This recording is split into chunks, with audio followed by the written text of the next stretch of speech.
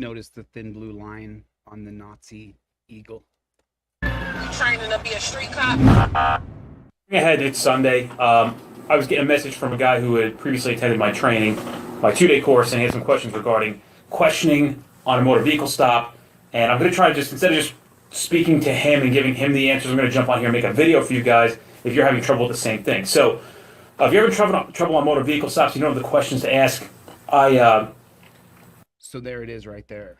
If you're having trouble at knowing what questions to ask, it's because you're answering questions. I advise you to take my 2-day course. We'll really go through that thorough and in detail. And for the guys who have taken it and for kind of forgotten a little bit about what it was that I was explaining, basically this is the deal. When we talk about setting up and observing motor vehicles and looking for those right cars, looking for criminal motor vehicles, be able to spot them on the highway and pick them out. Remember, RAS begins, and that's reasonable articulable suspicion, or for the guys from out of state, that's reasonable suspicion. In New Jersey, they tacked on articulable. I don't know why, but it begins when you spot that motor vehicle, and that motor vehicle spots you, because things are going to start to happen at that time where it's abnormal, it's different than what every other vehicle is going through on the road. You'll see that. I'm not going to go through all that in this video. And you'll follow that car, you'll capture those moments, and I want you in your mind to just be like a recorder for when you get to your report, and listen to what he says right here. Listen carefully to what he says here. Because things are going to start to happen at that time. Things are starting to happen at the time you decide someone's guilty of whatever you've decided they're guilty of. Where it's abnormal, it's different than what every other vehicle is going through on the road. You'll see that. I'm not going to go through all that in this video. All of that. So what does all of that mean? That means all of whatever they make up. Whatever they want to make up is what they go all through all that. So everything's abnormal. Everything's irregular. No matter what you say, you looked at him, that's irregular for you to look at a cop. You didn't look at him. That's irregular for you not to look at him. And you'll follow that car. You'll capture those moments. And then you'll follow that car. That's what I'm talking about. You'll follow that car. What do you mean you're going to follow that car? I'm not really sure what that means. Why would you follow a car where there's no probable cause? They follow the car because their whole job is to arrest you. This is proof right here that you're a nail and they're a hammer and everything needs to be nailed. And I want you in your mind to just be like a recorder for when you get to your report. And No, they review the body cam footage, as we'll hear from Matt Haas on the Tommy Shinneman murder of James Sheets. I'll really understand what's going on. I want you to be able to emphasize, hey, when I saw this car, they were doing 50 in a 50 in the speed limit. When they spotted me and I made eye contact with the driver, his head snapped. They jammed the brakes, pulled it back to 35 in a 50, so much so that other cars were going around them. Then they... Oh, you mean when you see a pig, you don't become acutely aware of everything? You're not afraid of the pig? Isn't that normal? When you see a pig, isn't it fairly normal for you to get nervous and be afraid? That's what they wanted to do. That's why they're militarized, to make us full of fear. They exited off into a gas. I mean, look at the top of this. Roadside questioning and building RAS. We're going to get to that about 3-4 minutes away. Station. Upon stopping the car, there was, I asked them what they were doing here, and they said that they were getting gas. However, there was a full tank of gas in the car, or 3/4 to a full tank of gas in the car. And it doesn't seem to make sense. Okay, now, it doesn't seem to make sense is what he's going to finish in saying. So let's say, for example, you were pulled over. And he said that you jammed on your brakes, you're doing 35 in a 50. Let's just say he pulls you over and he says, you know, it didn't seem normal. It seemed abnormal to me, is what he just said. So it's not normal for you to be nervous around cops who are there to steal your money. That's not a normal thing. We're doing here, and they said that they were getting gas. However, okay, so you said you were getting gas, but you were flustered because there's a pig. There's a pig. Give me a 5x5. You guys can hear me okay? The reception's okay? Make sure the internet's not too low. You guys can hear me okay? Give me a 5x5 real quick, and then I'll just keep going. I want there's a lot to cover tonight. I want to cover a lot of things. So hit the like button, and then let's get more into this guy. He's saying that if you said that you were getting gas, but then you have a full tank, well, what if you told the cop, hey, I'm getting gas. You just got gas, but that's why you were out. I'm getting gas. And then he looks and your tank is full and he goes, then why is your tank full? You talked. You talked. You started running your gums. You started saying something instead of invoking your Fifth Amendment right. You guys saw me at the DUI checkpoint. How come when I said I invoke my Fifth Amendment right to remain silent, why'd he say, okay, have a nice night? He can no longer ask me if I've been drinking. He can no longer ask me where I'm coming from because it goes around as qualified immunity. Every one of you jackboot thug pigs who watches my channel, when someone invokes their Fifth Amendment right, you have to stop questioning them. If you catch it on camera, we can sue their asses. If you catch it on camera, we can sue them. That's what we want to do. We want to put their name at the top of Google for a federal civil rights lawsuit. So their family and friends all believe that they did something wrong. There was a full tank of gas in the car, or 3/4 to a full tank of gas in the car, and it doesn't seem to make sense. So it's all those things that don't make sense.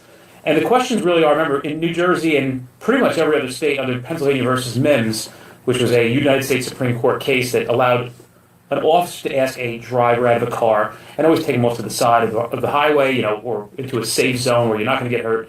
And you got to begin asking those pressing questions. So one of the questions was he didn't feel like he had enough RAS to ask for consent to search. In New Jersey, you need...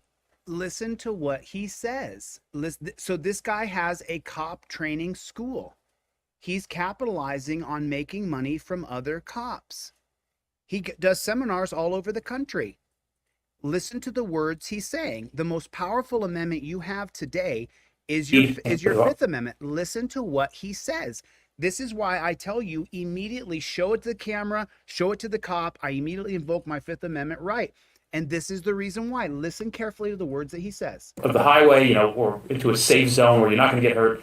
And you got to begin asking those pressing questions. You have to begin asking those pressing questions. His goal is to arrest you. His goal is to put you in torture cuffs, impound your car, and take you to a dungeon. That's his entire goal. That's why the camera and your trifold are the two most important items. The moment he starts, right there. And then he starts those pressing questions. I invoke my Fifth Amendment right to remain silent. Anything you say past this as far as a question violates your qualified immunity, and I will sue.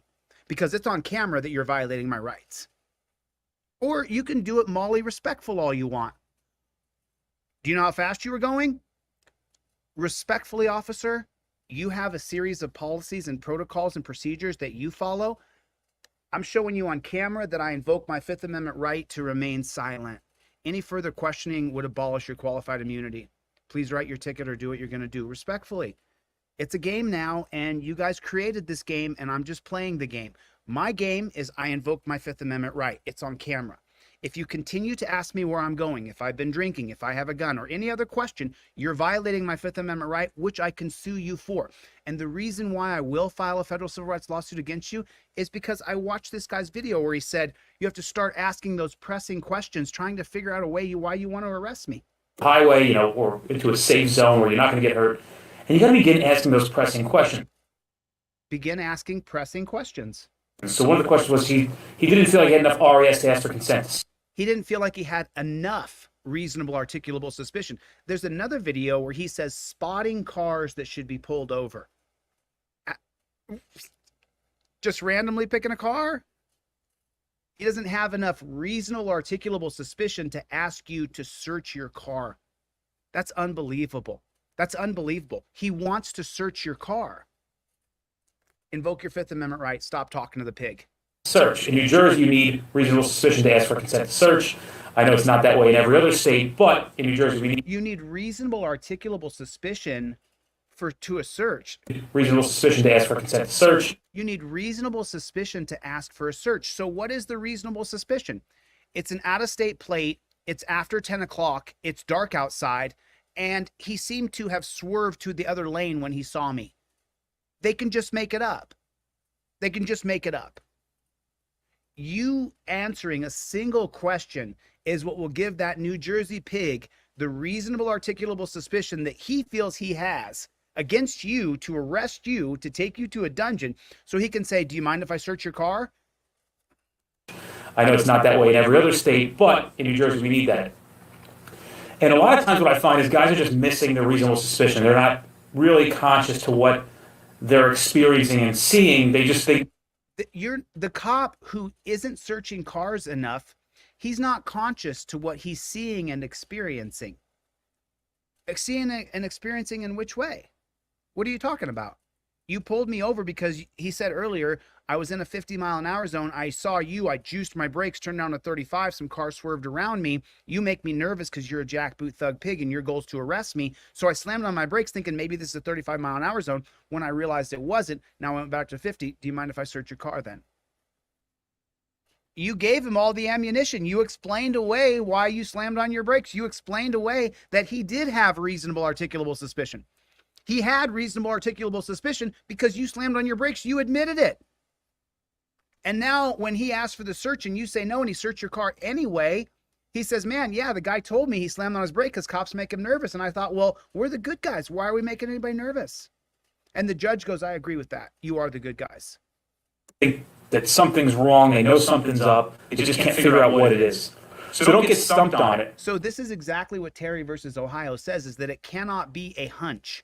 And now he's teaching, he knows something's wrong, he just can't figure out what it is. It's a hunch, which is not the Terry versus Ohio holding of 1968.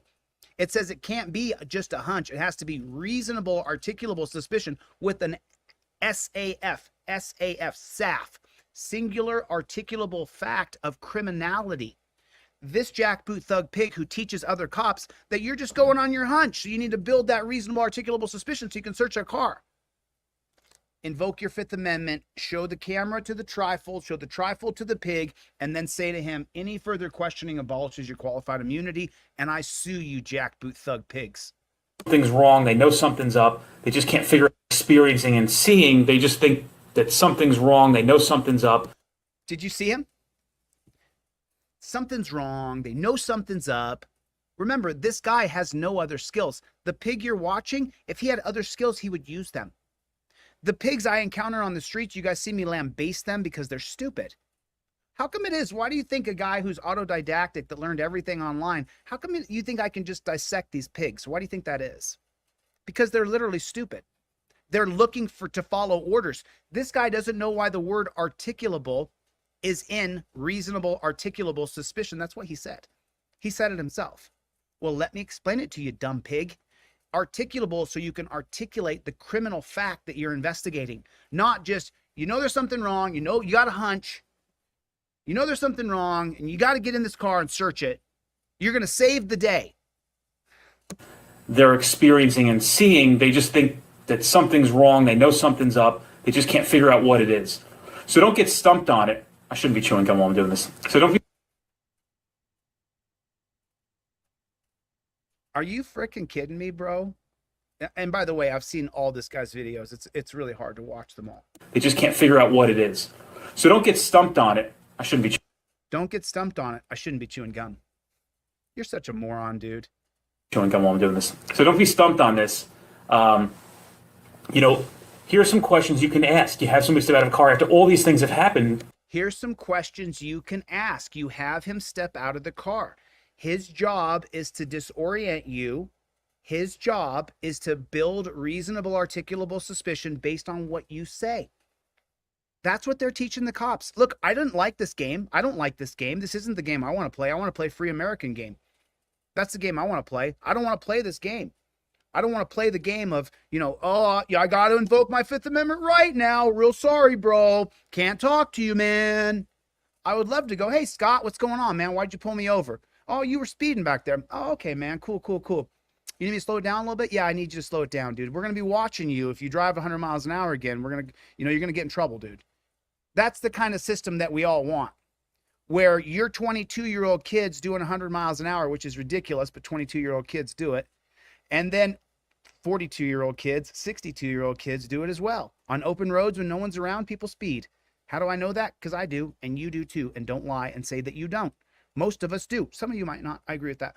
But his whole job is to build reasonable articulable suspicion, pull you out of the car. He just said why they pulled you out of the car. Listen carefully. He says why they pull you out. They don't pull you out for officer safety, which is the Pennsylvania versus Mims holding. Get stumped. So now he says, if you get stumped and you can't figure out what's wrong, pull them out of the car, start asking them a bunch of pressing questions. They're trying to arrest you. That's their goal. Their goal is to arrest you. that something's wrong. They know something's up. They just can't figure out what it is. So don't get stumped on it. I shouldn't be chewing gum while I'm doing this. So don't be stumped on this. Get them out of the car. You know, here are some questions you can ask. You have somebody step out of a car after all these things have happened. Here's some questions you can ask. You have someone step out of a car. He has you step out of the car because we all know, if you are a DLZ team member, we all know that we want to challenge Pennsylvania versus MIMS. That's my goal, is to get one of you or myself, when they say get out of the car, you say, no, I'm not doing it. You're going to go to jail for sure. 99% you're going to go to jail. But you're filming, and you say, you're ordering me out of the car. I'm wearing a t-shirt and a pair of shorts, and there's nothing around me. There's no way you're ordering me out of the car because it's officer safety, and you have a current fear that I'm armed and currently dangerous. That's how you challenge Pennsylvania versus MIMS. The only way you're going to be able to challenge the racist holding pushed through by Hugo Black, member of the KKK, on the Supreme Court, the only way we're going to challenge Pennsylvania versus MIMS is if it's on camera.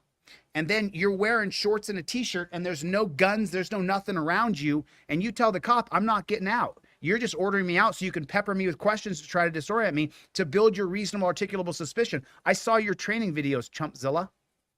I'm not getting out. And then they're going to break your window and get you out, but then you can sue them, and we can get it all the way up to the Supreme Court to get rid of Pennsylvania versus MIMS. Cops don't order you out of the car for their safety. That's not true.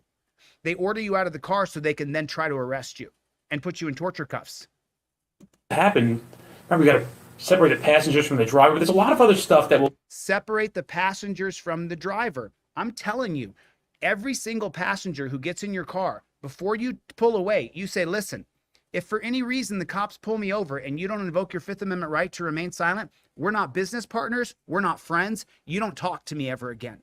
His goal is to arrest me and impound my car. I'm willing to be the driver if you agree right now that if the cops pull me over for any reason, you invoke your Fifth Amendment right, you don't tell them a damn thing. Otherwise, don't get in my car. Will lead you to the questions that you're asking. Is there one key in the ignition? There's so many variables and factors. Is there one key in the ignition? Is a reasonable, articulable fact of criminality?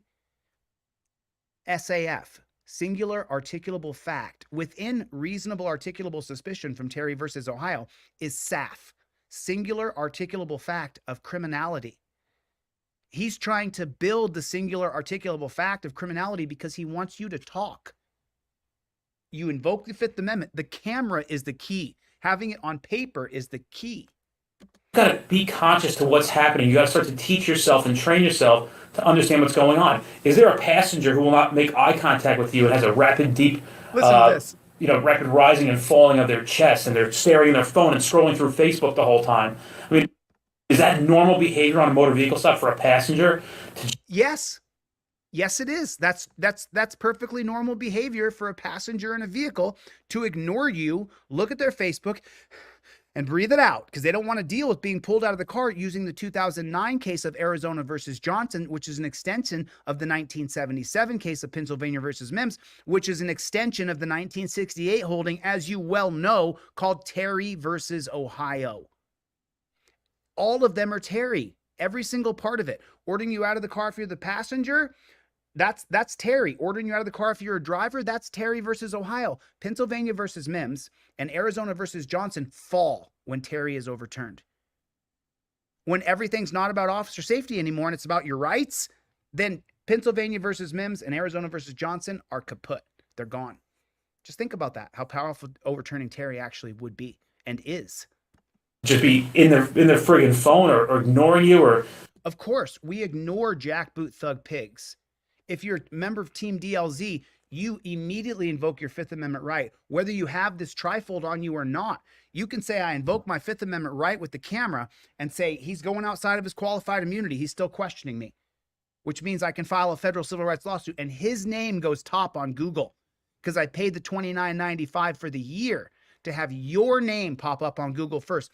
And for every arrest I've ever had, especially when I was no-knock raided by the pigs in 2002, there's still portions of my family and my friends who still believe that I must have done something wrong for them to get a no-knock raid warrant on my house. They couldn't fathom that I hadn't done something wrong. Look, It only took one confidential informant to say, Chille's a drug dealer. And they raided my house with a SWAT team and arrested me and charged me with 5 felonies. None of them stuck. Not making eye contact with you or acting weird in some way. So the next time the cop pulls you over and you're in the passenger seat, weird. I'm staring at you. I'm not looking at you, cop. I'm looking at you. I'm not looking at you. I'm looking at you. I'm not looking at you. I mean, these guys are such pieces of crap. What a piece of shit person he is. He's looking at you. He's not looking at you. That's suspicious. Arrest him. You have to just understand what's happening and ask questions pertaining to the things that you were experiencing. So, oh, no, that's the whole thing. I appreciate this, street cop, because we are doing the same thing. We're answering questions and we're looking at what's really going on around us. What's going on around us if you guys have created law enforcers in our country, not rights protectors or peace officers. You've created law enforcers. And now you're trying to find a way to press me with questions, order me out of the car, disorient me, so you can build your reasonable articulable suspicion so you can search my car. Ultimately, your goal is to arrest me and charge me with crimes. And you wonder why they don't give eye contact. They're scrolling on their face. Their chest is going up and down. It's because of you guys. You guys have ruined our country. Cops have ruined a free America. It's over. oh, some questions that are simple ones to ask where you can start out. Where are you guys coming from? Where are you headed to? But be specific with these questions. You don't want to just get general answers. Hey, where are you guys coming from today? Oh, Connecticut. Well, where in Connecticut were you? What were you doing there? How long was your stay? Oh, okay. Now do you understand? He is the cop teacher. He's got a huge school. Cops pay for his two-day seminar hundreds of dollars. He's the cop leader. Listen to it again. You think this is the only protection you have? This and your camera to invoke your Fifth Amendment right to remain silent. Listen to what this jackboot thug pig says out loud. Just listen to his words, people. That you were experiencing. So just understand what's happening and ask questions pertaining to the things that you were experiencing. So some questions that are simple ones to ask where you can start out. Where are you guys coming from? Where are you headed to? But be specific with these questions. You don't want to just get general answers. Hey, where are you guys coming from today? Oh, Connecticut. Well, where in Connecticut were you? What were you doing there? How long was your stay? Who were you with? Were you with this person? Where are you guys headed to now? And again, the same questions. Why are you going there? What's your business there? These questions will start to, really open up what's going on here. What do you? No, those questions build the reasonable articulable suspicion to search your car and to arrest you. And if the passenger and the driver have different stories, you're going in cuffs. You're going in torture cuffs. You're going to do, you want to keep those people separate. You're going to ask the same questions to the passengers in the car. Make sure the stories match.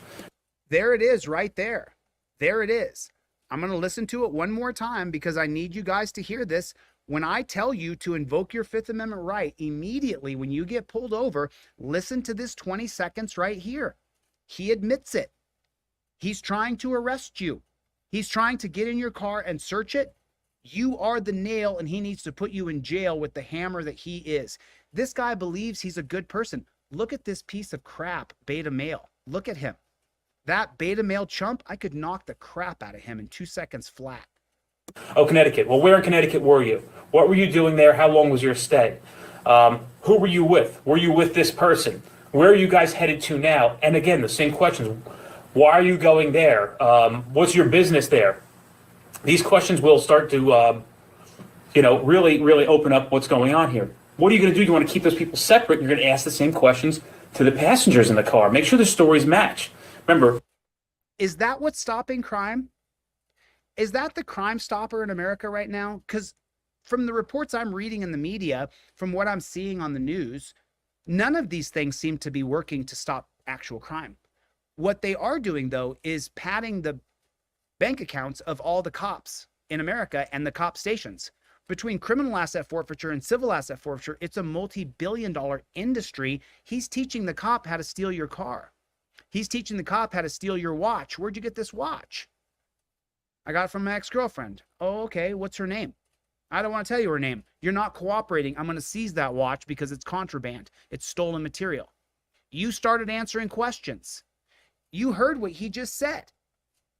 Why do you think I'm so adamant about this? Listen to what he's teaching his people. really open up what's going on here. Said, who were you with? Were you with this person? Where are you guys headed to now? And again, the same questions. Why are you going there? Separate the people. What's your business there? These questions will start to, really open up what's going on here. What are you going to do? You want to keep those people separate. You're going to ask the same questions to the passengers in the car. Make sure. Okay, so what's his goal then? Someone type his goal in the comment section. If he's separating you, putting you over there and your passenger over there, or you, the driver over there and you over there, then just explain to me what he's doing right here. I'm just curious. What's he trying to do here? Isn't he trying to arrest you? Isn't that his goal? He said earlier, you haven't built up enough RAS to ask to search the car. You guys are seeing it. You guys are literally seeing it.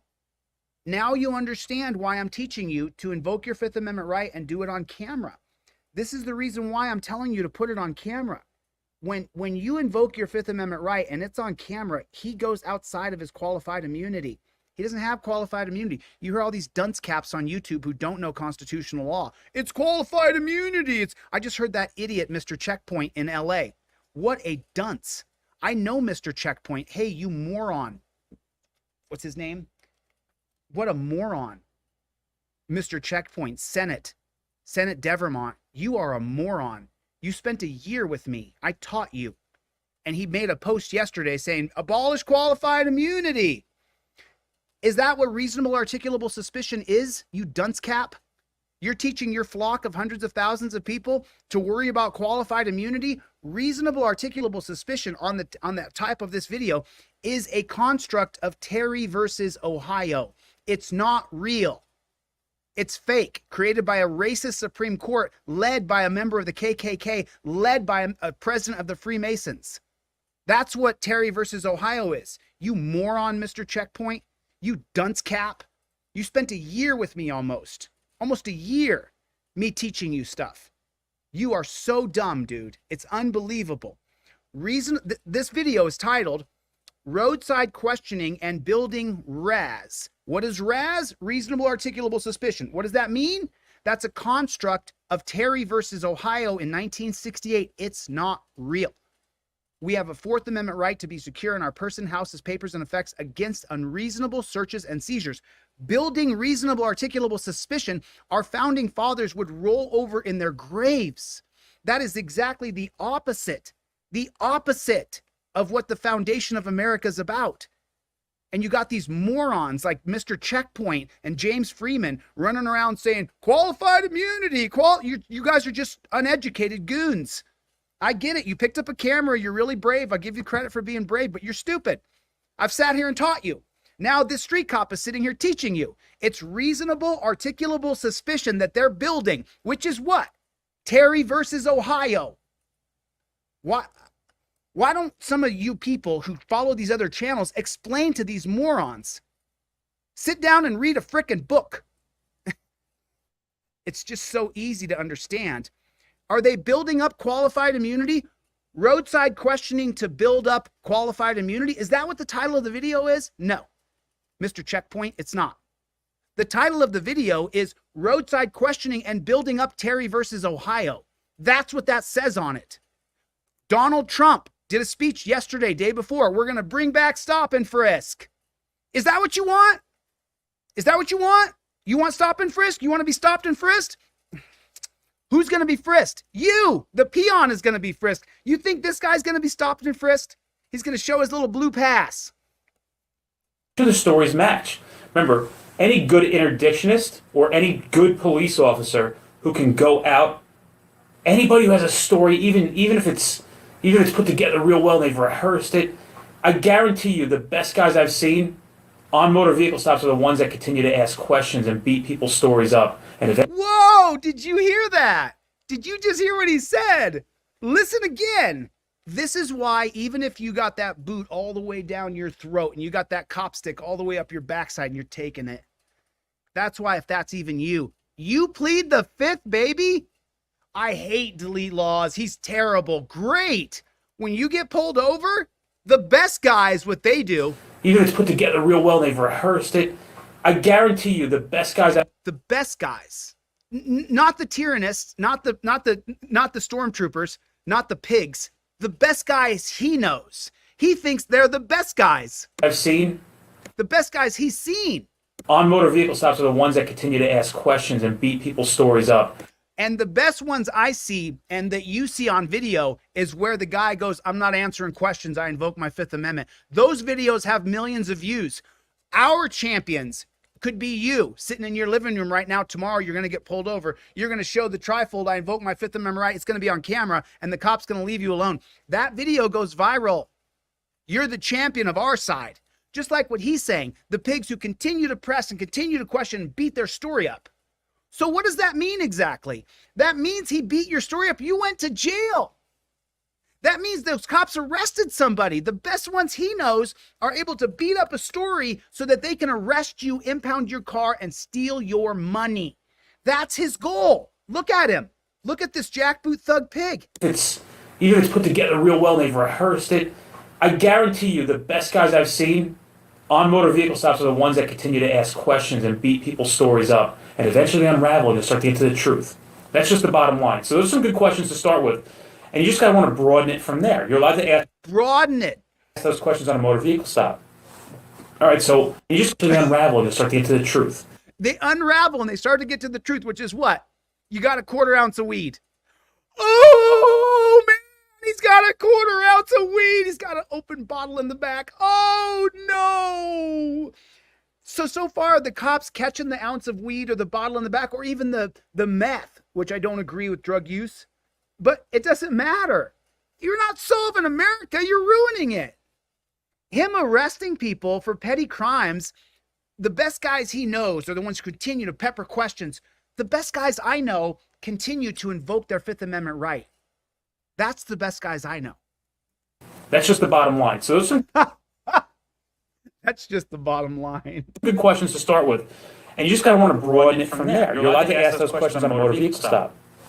All right, so hopefully this gives you guys some foundation to grow and build from that. Hopefully that answered some questions. But remember, if you're not comfortable having people step out of a car and off to the side of the highway and begin to ask these questions, this is not going to work for you. So you need to get yourself comfortable with asking that question. A lot of times I would see guys who took my 2-day training course that Okay, let me translate for you.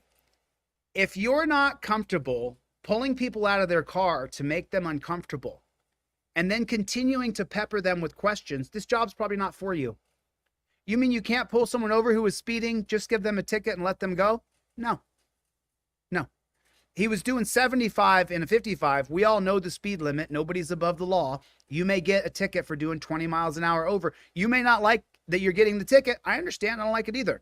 But you're going to get a ticket. If you're on the freeways, listen, I got a ticket for doing 10 miles an hour over in the desert at 7 o'clock in the morning when nobody was on the road. And I flipped out on that cop. You guys have seen it on video.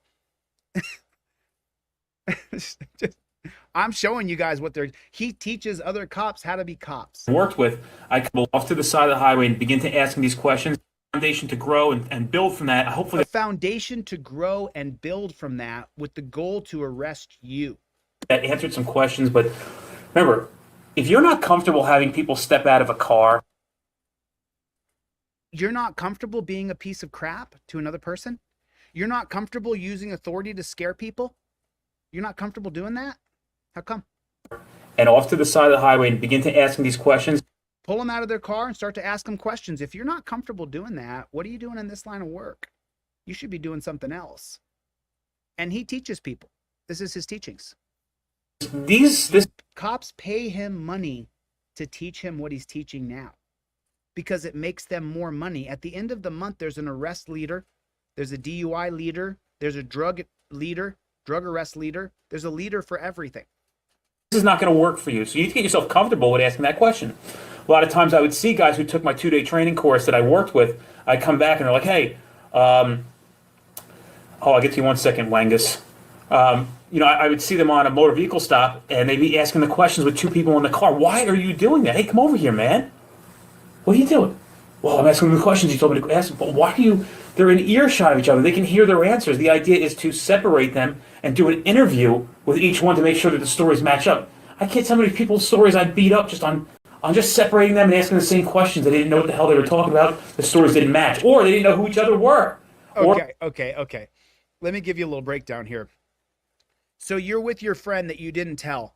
You pick up anybody in your car and you're going to be the driver. You turn to your friend and you say, listen, if we get pulled over, you remain silent. You invoke your Fifth Amendment right to remain silent. This is my trifold on my visor. I'm not going to be giving it to you. This is all you repeat to the cop. You don't tell him anything at all whatsoever. If you don't agree to that, I'm not driving.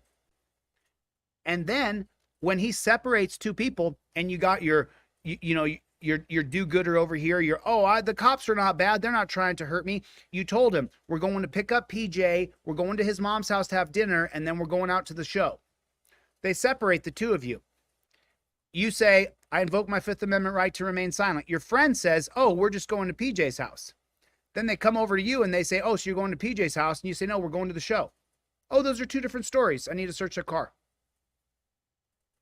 You started off invoking your Fifth Amendment right, and he says, we're going to PJ's house. And you correct him, no, we're going to the show. Those are two different stories. You're going to the show and you're going to PJ's house. Well, I don't understand. I don't understand why you're talking. You just heard him. His whole goal is to get you to say something. The best guys he knows are the ones who pull people over, pull them out of the car, and just begin to beat up their story. Beat up what story? I'm not telling you any story because I'm not telling you a fucking word, you pig. I'm not telling you a fucking word. And if I do tell you a word, it's telling you how to go yourself. That's what I'm talking about. People wonder why I hate pigs. Listen to what he's saying. Remember, I'm articulate. I'm a constitutional law scholar. I sell constitutional information to people to use. I teach people how to use their camera. So why do you think I hate him so much? Because when you get pulled over and you're not me and you don't have this and you don't use your camera, you get ruined. You call me the next day after charges are filed against you. Oh man, I've been watching your channel forever, but I didn't start recording. You don't have a video of this? No. What?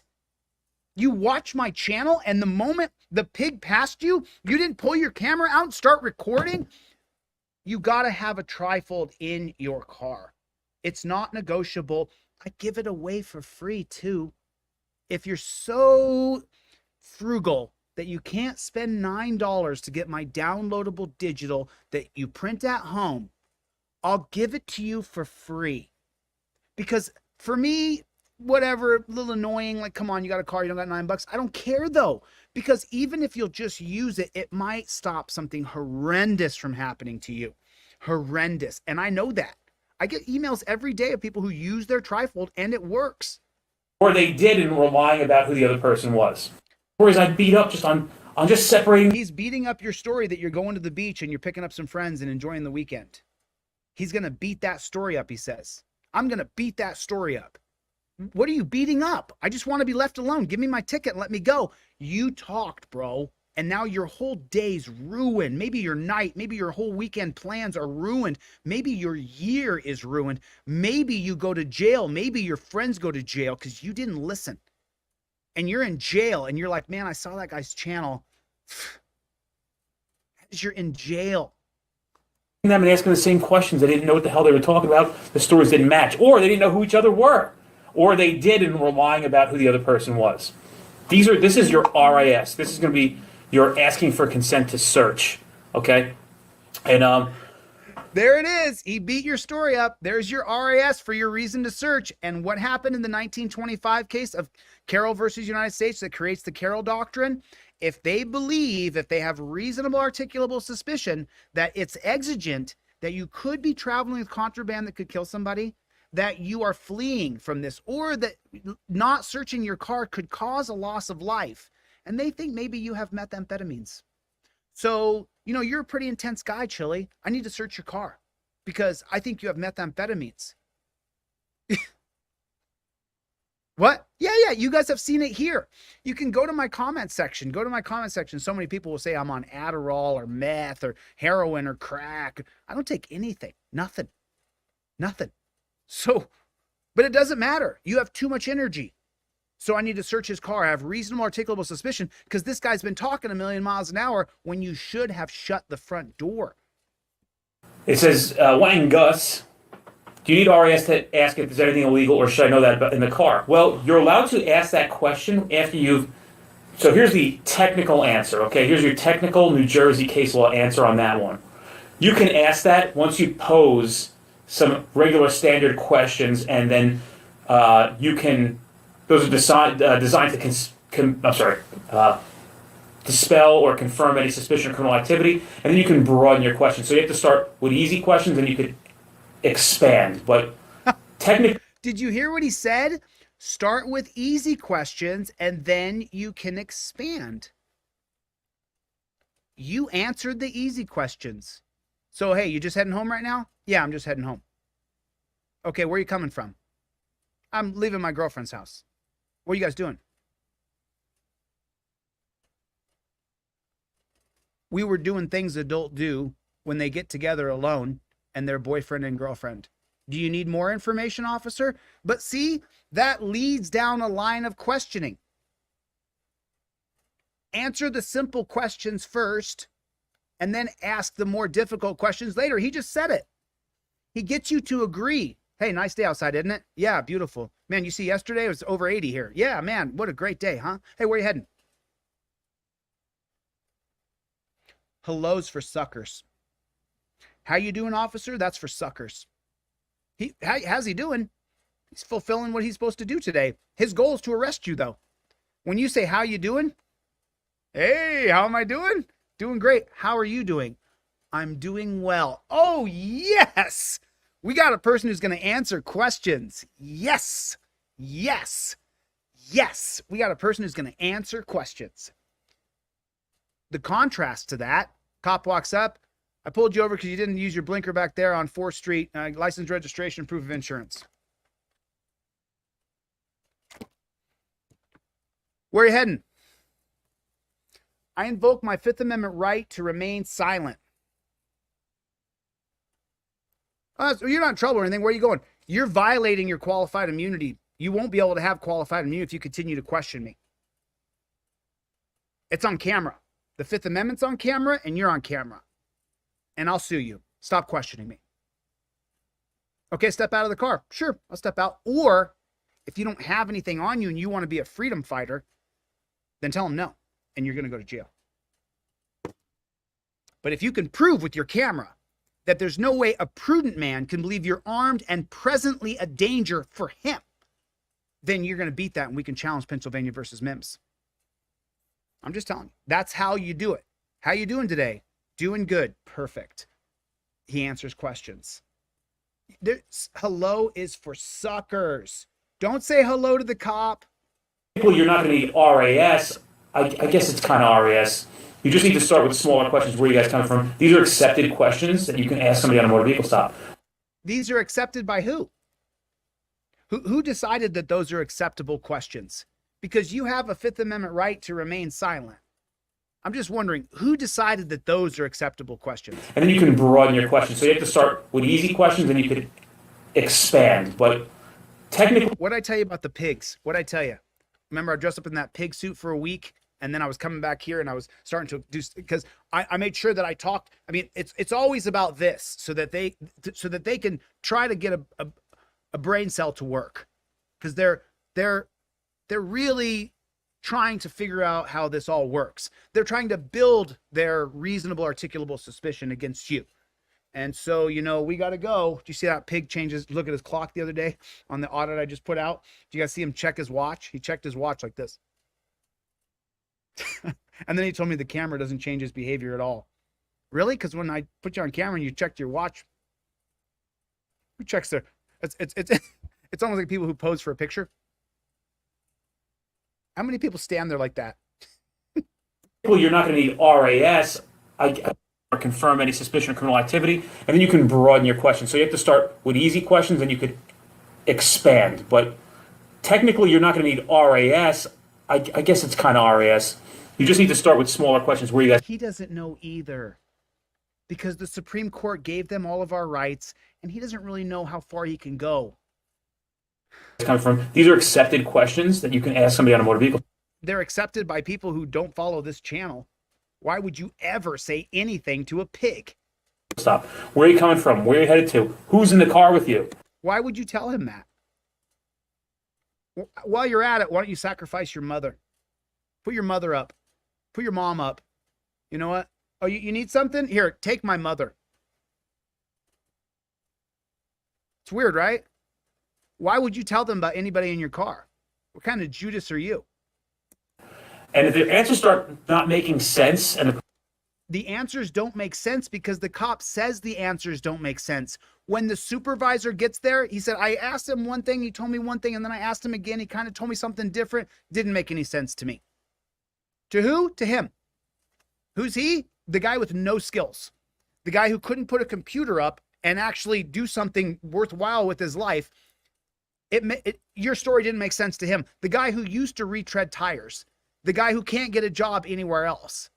The guy who's so stuck on being a jock from high school. Like, and I love jocks from high school. Don't think I don't. I'm a guy's guy. I love fighting and wrestling. I love all those things.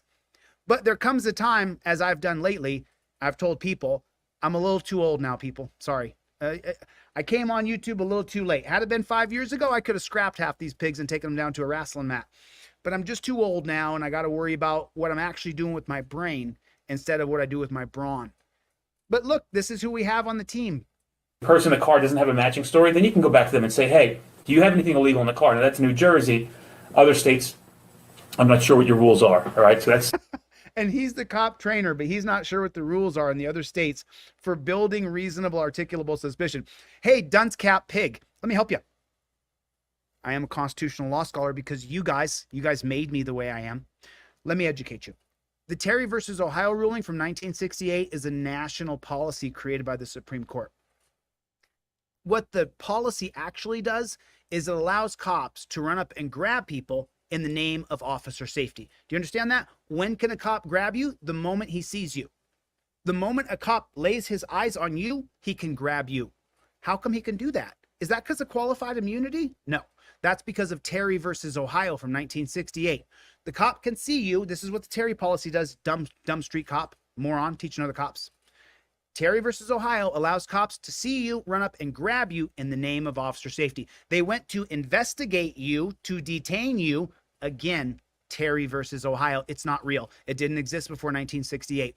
They decide they're going to investigate you from half a mile away. They pull up to you and they grab you in the name of officer safety. And then they stop and frisk you, pat you down, what Trump wants to institute all over America.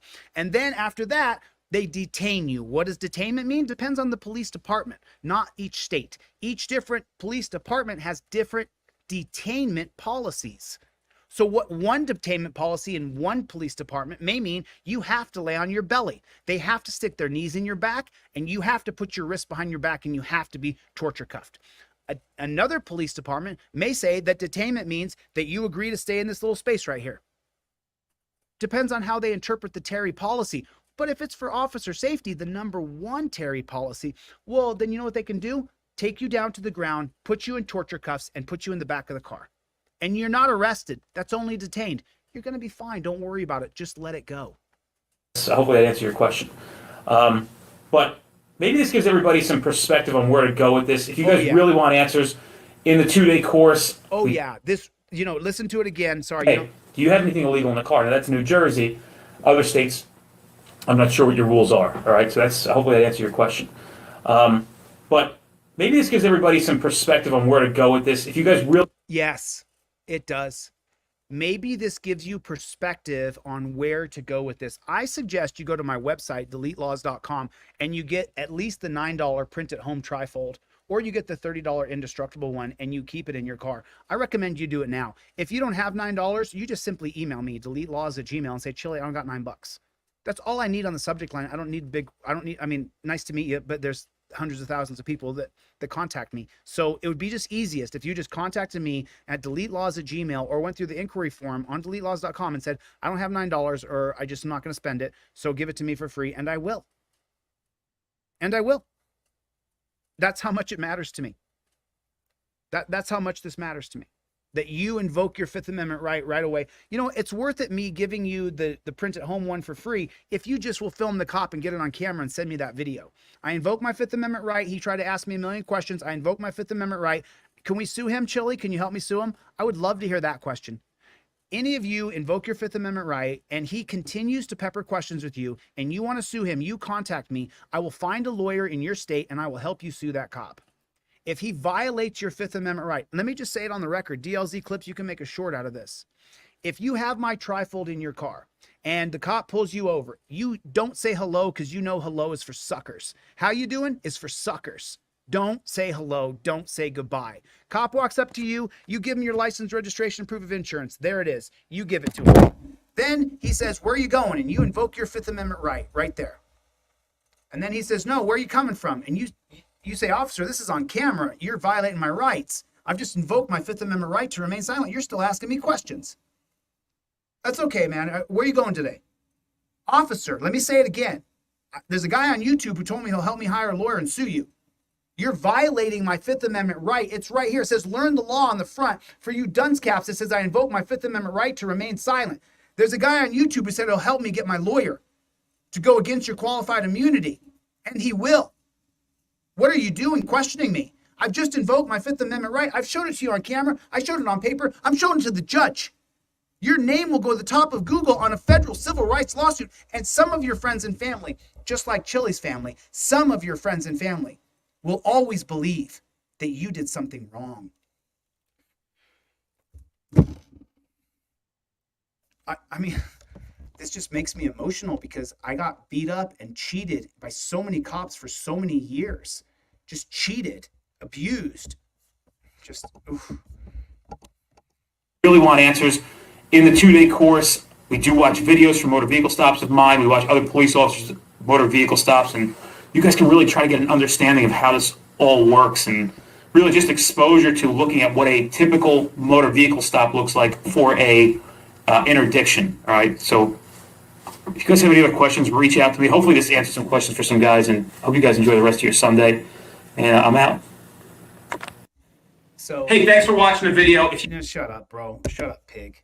So just let me show you something. He's got another video, and then after this, we're going to do the Press with Rancor video, and then I've got a fire video for you sent to me from Florida. They attacked him based on a phone call. They called him on the cops called him and they attacked him. They attacked him. So it's just like so insane to me.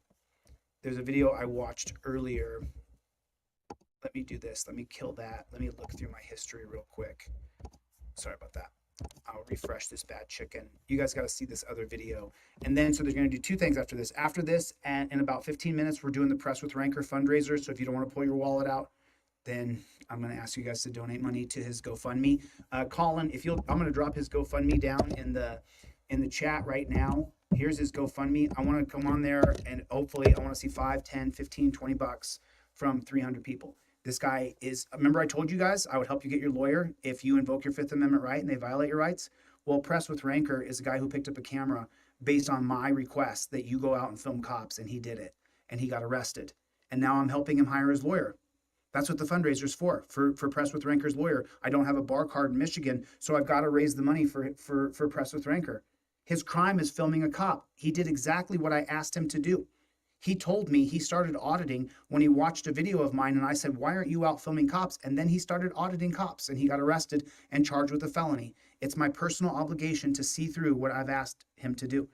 So that's why I'm doing his fundraiser. The money goes directly to him.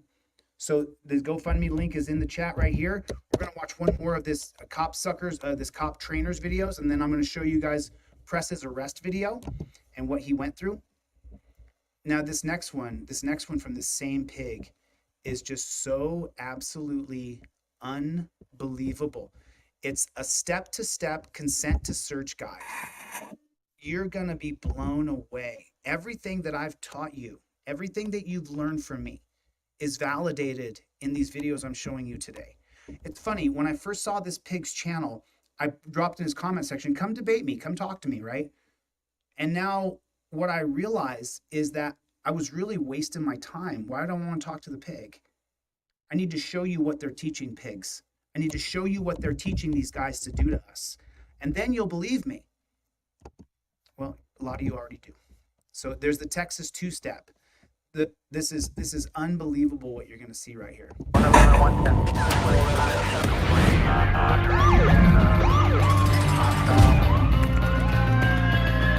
Training to be a street cop. Fundraisers. All right, guys, welcome to the Street Cop Training Podcast. I'm your host, Dennis Benito. This is Zach Miller. We are talking case law today. It has been a couple weeks. We've been in the field a lot.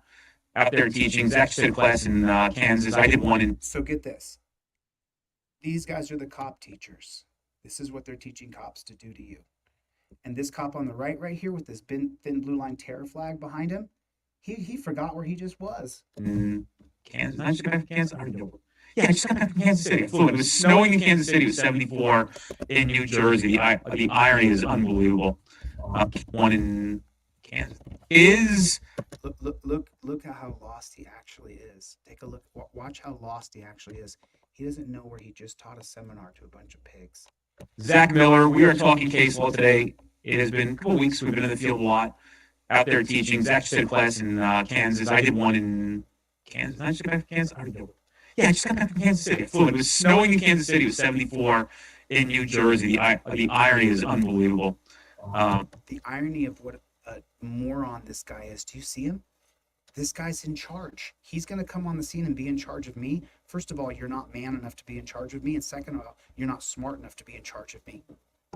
But anyway, we have some topics of discussion we're going to go into today. We had a little bit of discussion prior to this before we decided to speak on the issue to make sure we're on the same page and I understand it. And Zach is the guy. So this moron cop teaching other cops, he doesn't know the law or how it works. He doesn't know reasonable articulable suspicion. The word articulable doesn't come from New Jersey. It comes from the Supreme Court, you dunce cap Dennis. So without further ado, Zach Miller. Good to see you. Glad to be here again. It's been a while. It has. Too long, Zach. It's been too long. Too long. Long lost soulmates. What are we? 7 years apart, you and I? I think so. I think that's what we determined. Yeah. I always went for old. Here's where he makes a reference to being gay. You and I? 7 years they've I known think each so. other. I think that's what we determined. Yeah. I always went for older men, so it's very natural to me. What a weirdo. It feels very natural. All right, so where do you want to start? Well, since we were just talking about, I guess this Trooper two-step debate. Ooh, I got to tell you, this one is going to make people woo furious. And there is just. Did you hear what he said? Did you hear what he just said? This one's going to make people furious. So anybody signing up to be a pig, that's your teacher. This is going to make people furious. Woo! It's easy for me to joke about it and laugh and smile right now on camera. But when I'm driving down the road and I get pulled over by the pigs and they're doing this Trooper two-step to me, it's not so funny. It's not so woo. This is going to make people mad. Woo! People are just so set in their ways. And by the way, before we go into this, we are very freedom. God, so set in freedom. empathetic to the idea that some courts have been so seasoned in this. This is the way it's been done, that it's going to be a hard thing trying to convince them otherwise, because we know that a lot of legal professionals are having a hard time understanding what the law says. So we're making... No, I'm so sorry. A lot of legal professionals are not having a hard time understanding the law. A lot of cops are interpreting the law however a jackboot thug pig teacher like you is telling them, and it's wrong. So analyses of the situation, analyses, practical advice. But, listen, if that's what they want you to do, then so be it. But we're just giving you an explanation of why it's not actually a smart idea and where it kind of falls and fails. So let's go into it. Many states, or a small minority of the states, believe that on a motor vehicle stop, before a voluntary consent can be achieved, they must perform this action, the Trooper two-step, which is they tell them the traffic stop has concluded. They hand them back their documents. They turn off their lights. They take 2 steps back and then reinitiate and reengage on the side of the road to try to create a voluntary feeling environment for the consent only. Okay, so do you understand? Let me explain this to you so you don't get Trooper two-stepped. Here's what they do. They pull you over. Hopefully you've invoked your Fifth Amendment right, give them license, registration, proof of insurance. Hopefully you then showed them the trifold and you didn't say a word. They went back there and wrote your ticket. And then they give you back your documents. And they say, okay, here's your ticket. You're doing 75 and a 55. Okay, listen, have a good day. Oh yeah, by the way, did you see that Packers game yesterday? Yeah, I did see that Packers game. Oh, our stop's over now? Oh, I did see that Packers game yesterday. Yeah. Did you see that Aaron Rodgers got carted out of the Buffalo game? I saw that he got taken out of that Buffalo game. You mind if I look in the trunk of your car? I thought you said the stop was over. Yeah, I mean, this would be voluntarily, just so you can show that there's nothing in there. And now if you're not a person who is used to telling someone else no, then you may have a hard time telling that cop no.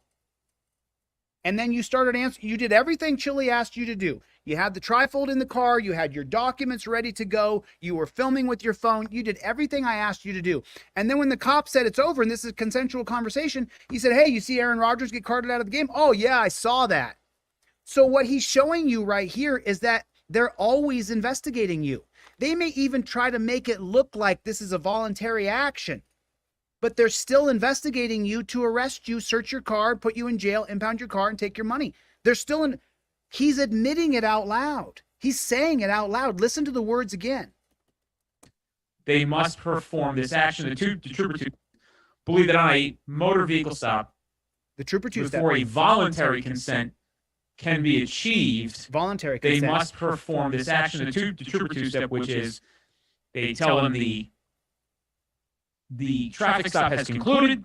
So what I just say, walks up to you, here's your documents back, stops over. He saw you have a Buffalo Bill sticker on the back of your car, so he's going to try to trigger you and get you to talk about Aaron Rodgers. They hand them back their documents, they turn off their lights, they take 2 steps back, and then reinitiate and reengage on the side of the road to try to create a voluntary feeling environment for the consent only. And we'll try to peel that apart and try to get into, well, when do you have to do that? And the question I had just right off the top of my head now is, are they doing it so they don't have to argue reasonable suspicion? You know, that might be a tactic why it's being done. Just listen to what I'm not gonna play it again. Listen to what they're saying. They're using tactics to try to make this seem as though you're voluntarily letting them search your car, that you had a consensual interaction with the state, and then you said, yeah, cool, search my car. I mean, I gave him back his documents. I took 2 steps away and I came back and said, oh yeah, did you see in that Buffalo Jets game, they took Aaron Rodgers out first period? Oh yeah, I did. Oh, I got him talking. I got him agreeing to have a conversation with me. They're sitting there admitting that they plot and plan to arrest you. Are you not listening? I mean, you heard it yourself. I'm not going to play it again. You heard it. That they plan on turning around, then turning around again, taking a step this way, taking a step that way, and then going like, oh yeah, here's your documents back. But you know what? Let's talk about the NFL now. Yeah, I mean, so just so that everyone understands what we're talking about here, it's a traffic stop or just a traffic infraction. We want to now transition this interaction to a voluntary contact because we've completed the traffic matter, the mission of the stop.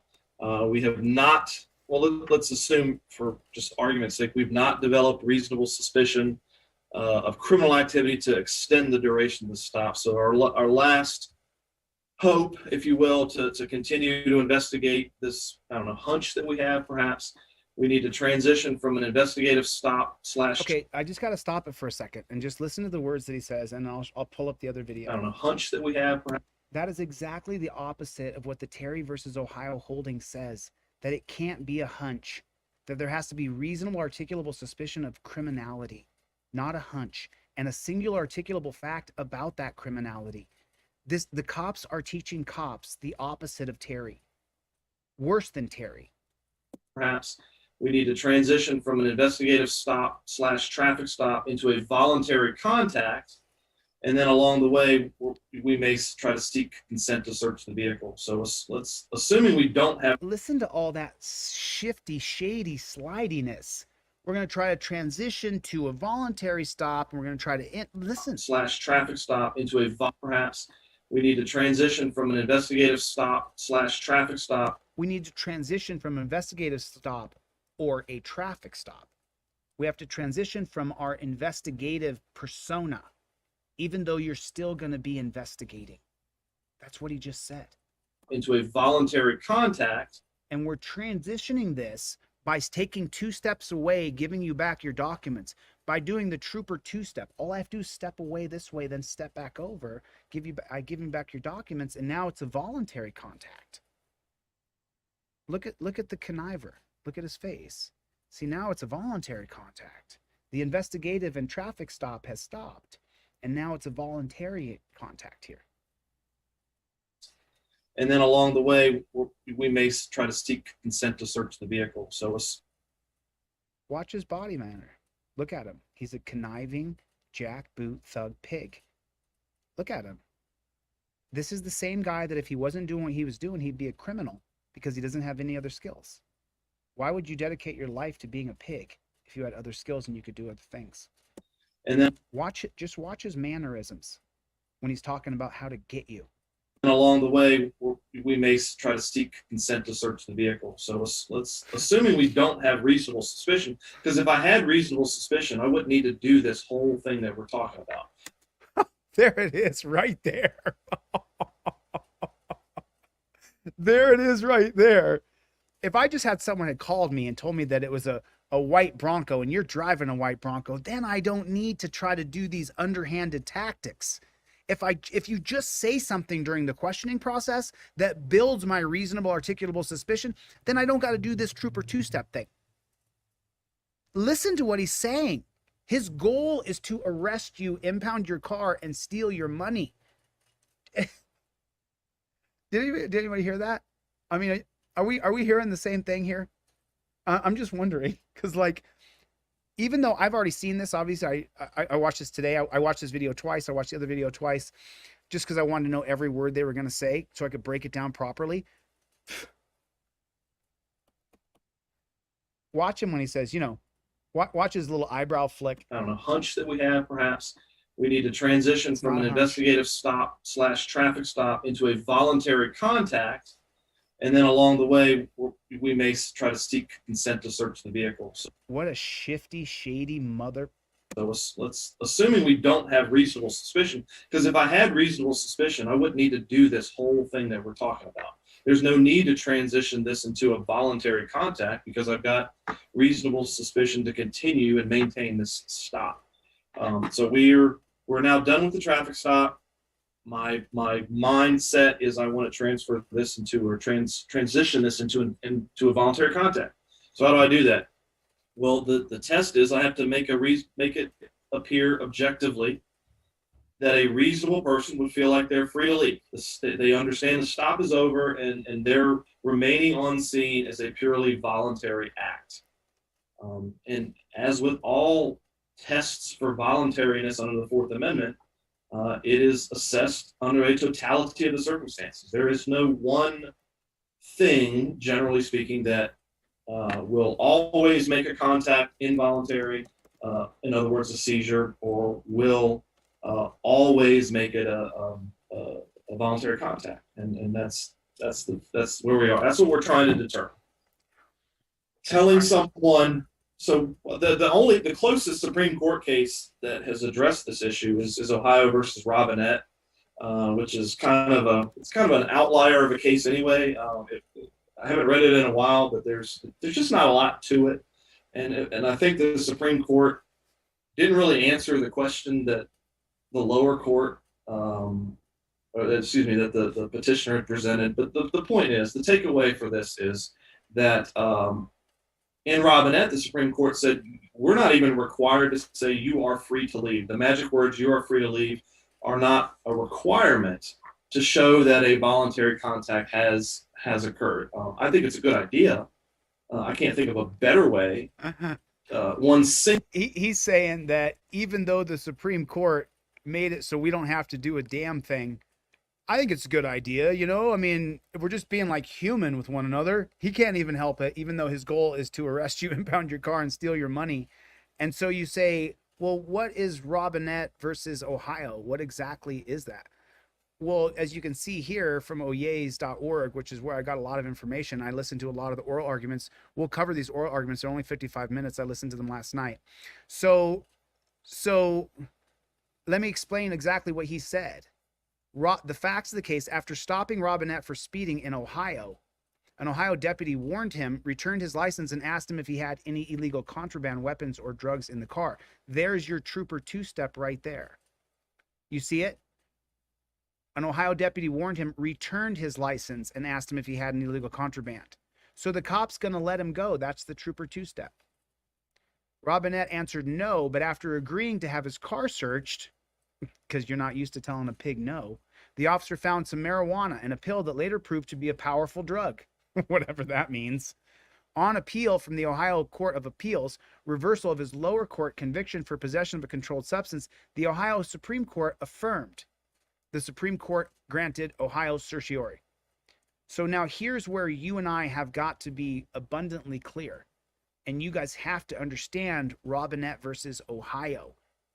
Does the Fourth Amendment protect against, so the Fourth Amendment that is against illegal searches and seizures, does the Fourth Amendment protect against illegal searches and seizures require that a lawfully detained defendant be told that he's free to go before he can said to have voluntarily agreed to any search? So they're asking here, does the lawfully detained defendant, you're pulled over on the side of the road and he's got your documents, he's got your stuff, and so you've been lawfully detained because you were doing 75 and a 55. Let's just say it's all true. So now the cop gives you a warning or gives you a ticket, gives it back to you, and then he goes, oh man, did you see that Jets and Bills game? You see that Aaron Rodgers got carted off? And you're like, oh yeah, I saw that. They don't have to change the topic to a game, nothing. If you're lawfully detained for being pulled over and the trooper ends the stop and says, here you go, here's your stuff back, he doesn't have to say you're free to go before he can say, hey, do you mind if I search your car? The Supreme Court is saying that they can pull you over and trick you into believing that you have to let them search your car or you have to agree to a search. And how do we know that? Because after Robinette answered no, but then he agreed to have his car searched, he had been pulled over by the police. As far as you're concerned, they're the authority. And so you think naturally, sure, I'll let him search my car. I have nothing to fear. But you don't know if that's a Zach Wester. So does the Fourth Amendment protects against illegal search and seizures require that a lawfully detained person be told that he's free to go before he can voluntarily have his car searched? No. No, they don't have to be told that. And here's your tyrannists. Here they are. Here are the 9 appointed oligarchs that are the constitutional guardians of your constitutional rights. None worse than this pig right here, David Souter, or Clarence Thomas. Liberal, conservative. At this level, they're all the same pig. They work against us most of the time on most things. No. After establishing its federal jurisdiction, despite a claim that the matter involved aspects of Ohio's constitution, the court held that when looking at the totality of circumstances,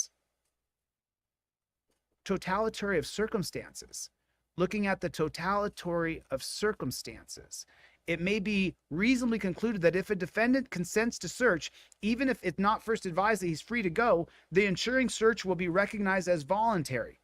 The court also added that Robinette's arrest on drug possession charges were lawful, even though the arresting officer did not stop him on initial suspicion of drug possession, nor intend to even issue him a speeding ticket.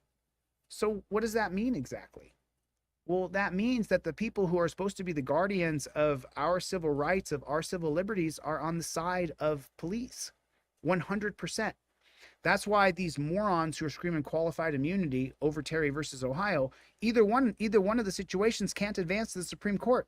They won't hear a case about Terry versus Ohio, and they won't hear a case about qualified immunity, because the same 6 Supreme Court appointed personnel who are upholding our gun rights right now, that we need them to do that, they also are cop suckers, each and every one of them. All 9 of them are cop suckers, all of them. The Supreme Court's got to be elected. We have to change it. It has to be changed. Nobody should be appointed to a government position for life. So then I want to go back and I want to show you guys something extraordinarily important that you may or may not have caught. This is Terry versus Ohio. Let me show you the part that's Terry versus Ohio. It's right here.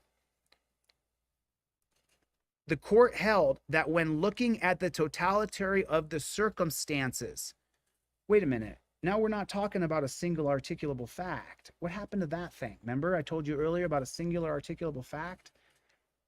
What is this totality of circumstances thing going on right here? I'm not really sure what you mean, Chille. I thought you said everything was Terry versus Ohio. Absolutely.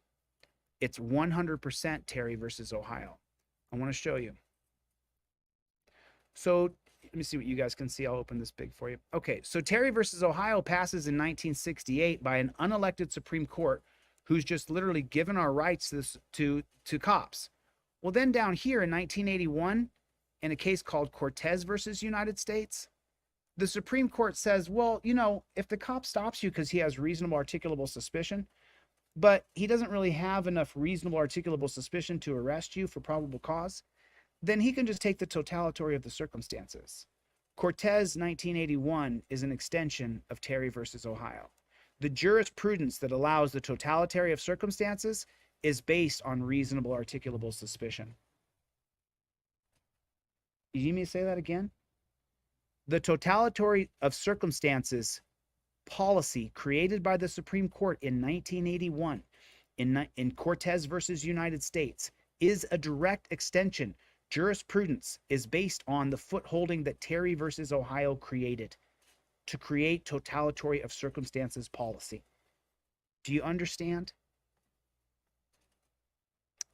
You have to understand how it worked, the way it was set up. They set up a system based on racism. I hate that. I'm the most conservative classical liberal you would ever meet. I carry a gun with me everywhere. The two words gun and law don't go together. It doesn't work like two north magnets. They should immediately break apart. I can't stand telling you guys that Terry versus Ohio was based on a black guy and that Cortez versus United States is based on a Mexican. I'm sorry. I wish that wasn't true. I wish that they hadn't punted getting rid of slavery in the Constitution. We're going to push it down the road 20 years. And then the next generation is going to get rid of slavery, and they didn't. So I wish I could tell you guys that this wasn't the way it is, but this is exactly how it is. This is the way that it is.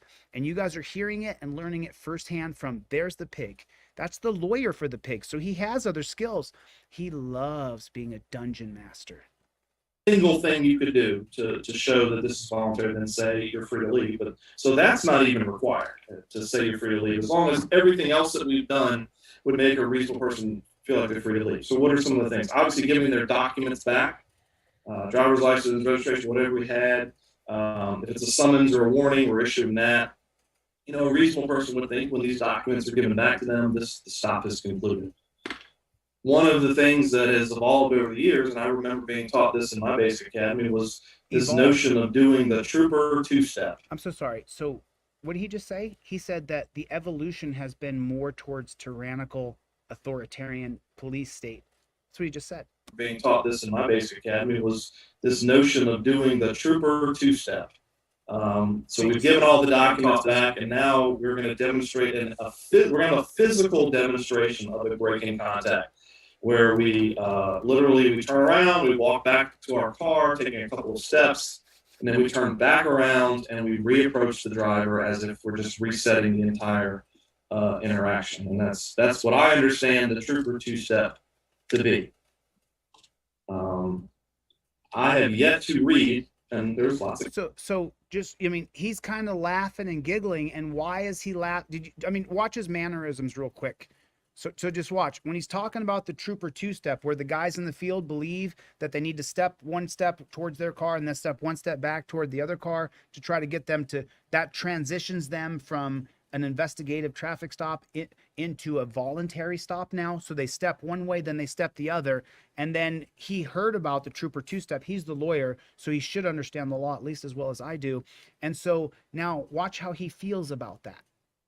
He's showing you how he feels about cops in the field believing that they need to step towards their car and then step toward the victim's car and step one way, step the other, so that transitions them into a voluntary stop.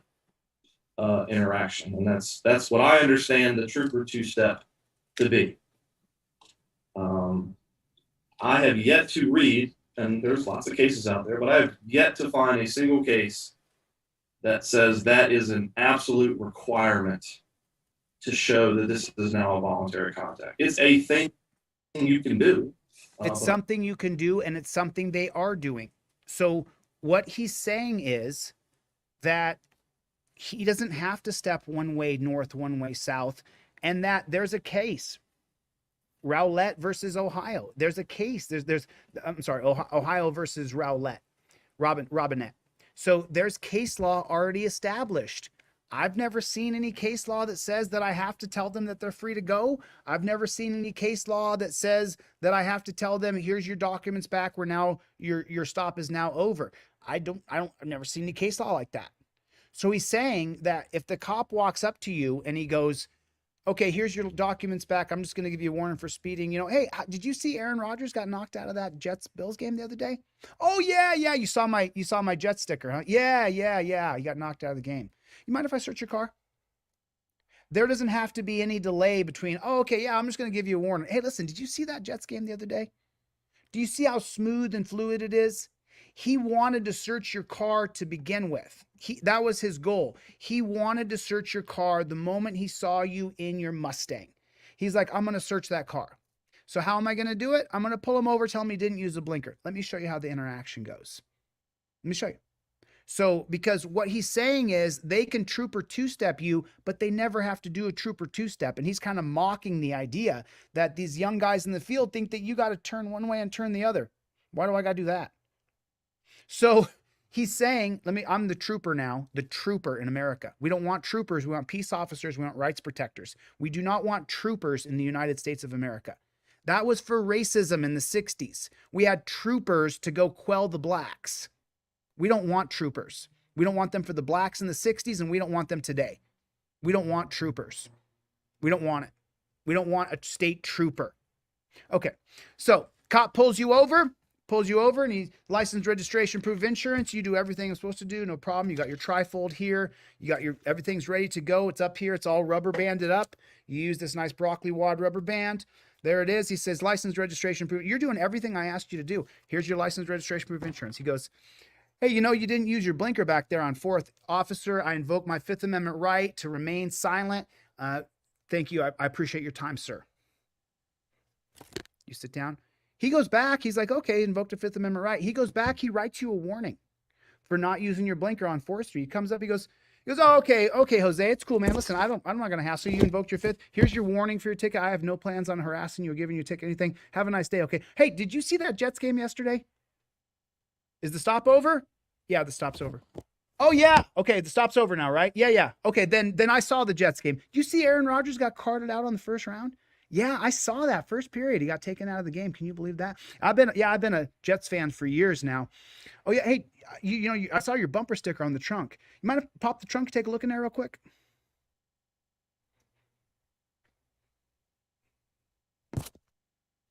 I invoke my Fifth Amendment right to remain silent. There it is. I mean, I would recommend that you don't have any kind of interaction at all with that pig when they're clearly stating what their goals are to build reasonable articulable suspicion, build a way for consent to search your car. That's their goals. These are the cop trainers. They run around the country putting on seminars. Cops pay hundreds of dollars to go to these seminars, pay hundreds of dollars for learning videos. So they're teaching cops how to be cops. You're watching it happen. You're watching it. Let's take a look. Let's let them talk some more. I don't know that it's required. It's not I've yet to required. see it. If anybody's aware of a case, please email me, email Dennis. Let me know. Let me see it. Let me read it. But I'd be highly surprised if there was such a case. There's no out case. there. So what he's saying is there's no case that says that he has to tell you that you're free to go or that this is a voluntary search. You got pulled over. He said, hey, let me search your trunk. And you didn't know any better. And you go, okay. And, just like anything else, when something is developed and it I don't know, I guess it passes muster in a courtroom, it becomes the norm. Did you hear what he says? He says, if you can get away with not letting them know you transitioned over to a voluntary stop, if it gets to court and it goes through, that becomes the norm. That's what he just said. Listen. just like anything else, when something is developed and it I don't know, I guess it passes muster in a courtroom, it becomes the norm. Yeah. There are people who were taught this forever and performed it and created this hectic issue now of, oh, it doesn't look like the last time. So now you got to start over again. We have to reset and say, and hopefully get a prosecutor smart enough, which is probably close to never going to happen. Put a 1 in the comments if the prosecutors are on the pig side. Put a 1 in the comments if the prosecutors always are on this filthy pig side. And no, it's just the truth. I mean, I don't care. You don't have to say it. I'll say it. That the prosecutors are dumb? Bro, you don't know reasonable articulable suspicion. Articulable suspicion comes from the Supreme Court, and that it's the law of the land in every state unless the state constitution voids it. Just the fucking truth. So the prosecutors are dumb? Look how dumb you are, bro. To understand this stuff and apply it. And by the way, not only just a prosecutor who actually knows what to talk about, but then to be in the position to argue such a case. Right? So, I mean, you may have some high-end, maybe U.S. attorneys, and I'm saying because you're a U.S. attorney that you actually know what you're talking about. I'm saying the ones that they're shuffling around from district to district to argue the important stuff, like the 3 to 5 in the whole United States, that they constantly have to move around. Like when they did the El Chapo trial, they went all over the country to find some real winners.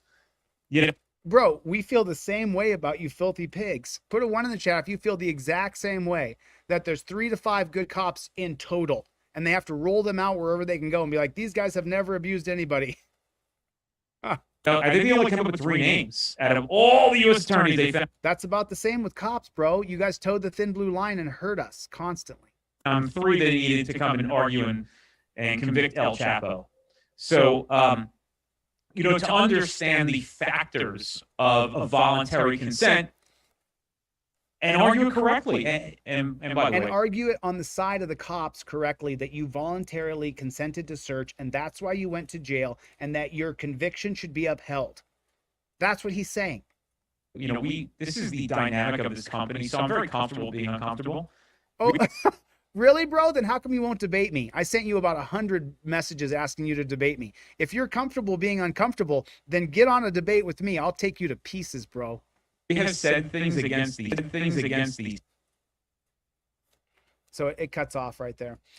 It's just listen, you guys, this, if you guys learned anything from me today, then donate $5 to my buddy Press with Rancor. I just put his, GoFundMe in the chat. And you know what? I think that's what I'm going to do. I'm just going to teach a whole bunch. And then I'm going to ask you guys to donate if you learned anything. If you guys learned anything at all from me today, please donate $5 right now to Press with Rancor. There's the GoFundMe right there. You can find it by just putting GoFundMe Press with Rancor, and you can find his GoFundMe.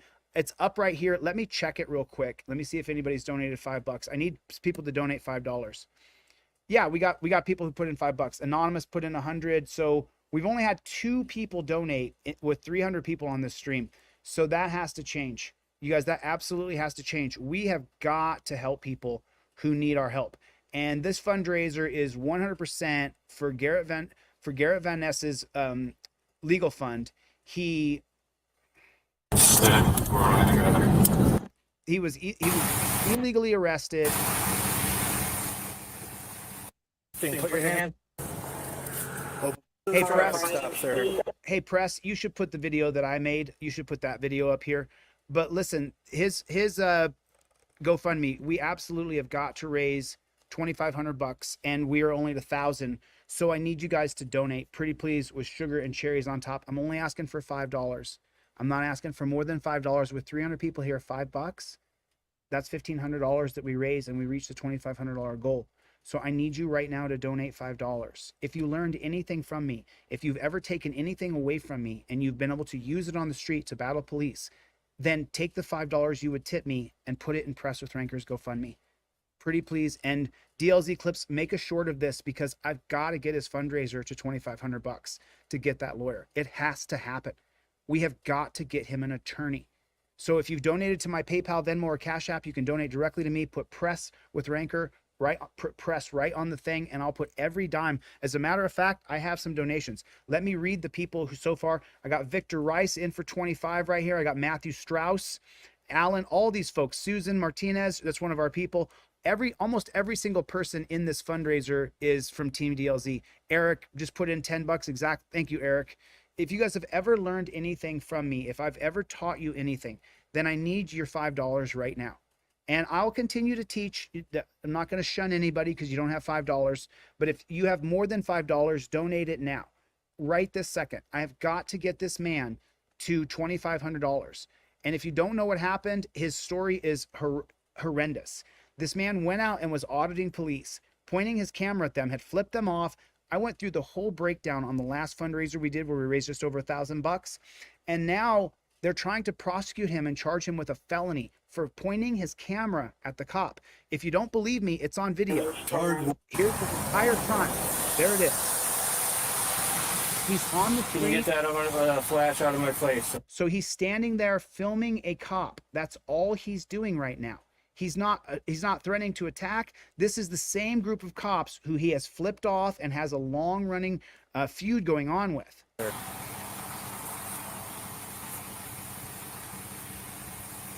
There's his crime. I'm just telling you, we can keep playing it, but that's the crime. Yeah. Take that back, please. That's his entire crime. And he's being charged with a felony. We have got to get this guy a lawyer. We've got to get him a lawyer. Right now, donate $5 to his GoFundMe. If you have my PayPal, my Venmo, or my Cash App, send me $5 right now. Don't wait. The time is now that we band together and fight back. The time is right now. I'm rightfully indignant because of how many times I was cheated by cops on the streets. That's the reason why I hate them. I hate cops strictly for me. Everything I do is for myself. I'm raising money for Garrett, for clout, for me. Fine.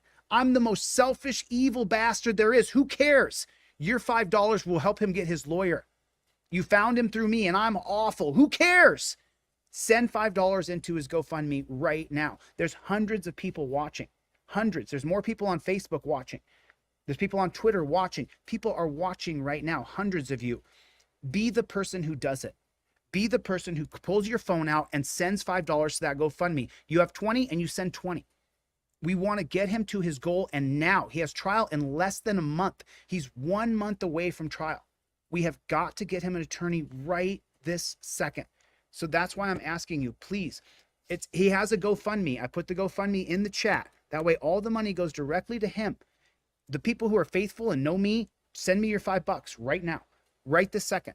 I'm dead serious. I've got to get this done for him, and we don't have any time. There's no more time. We're 1 month away from trial. We're the 12th or 13th now. We are 1 month away from trial. So that's where we are. We have got to get this guy's money raised. I'm out of time. I don't have time to go over the entire. I mean, I need your help. I need your help. I don't have the money. I don't have an extra. I don't got it. So I need your help. I can't do it without you. We will fail without your help. That's a fact. We will go under. Garrett will be charged with a felony. He will have to face felony court without representation. That should be enough to spur you right now to donate $5 to his GoFundMe. I'll put in another 100 myself today. You know what? I'm going to do it right now. I'm going to do it right now. I'm going to put in $20 right now on the GoFundMe. We're going to keep watching this. There's now, Eric, thank you for your last. Let me refresh this, see if anybody else. We're still at the same amount. I still haven't gotten anybody over there yet to donate. Let me check my PayPal, Cash App, and Venmo.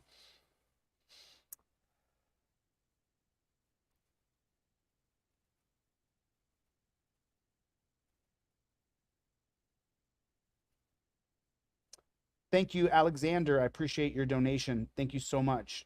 Super grateful. Thank you. I appreciate it. I only need $5 from everybody in the room. Thank you, Shane. God bless you, Shane. Thank you. Thank you, P. Rex. God bless you, P. Rex, for 50, 55. Thank you, P. Rex. God bless you, brother. God bless you. I appreciate you.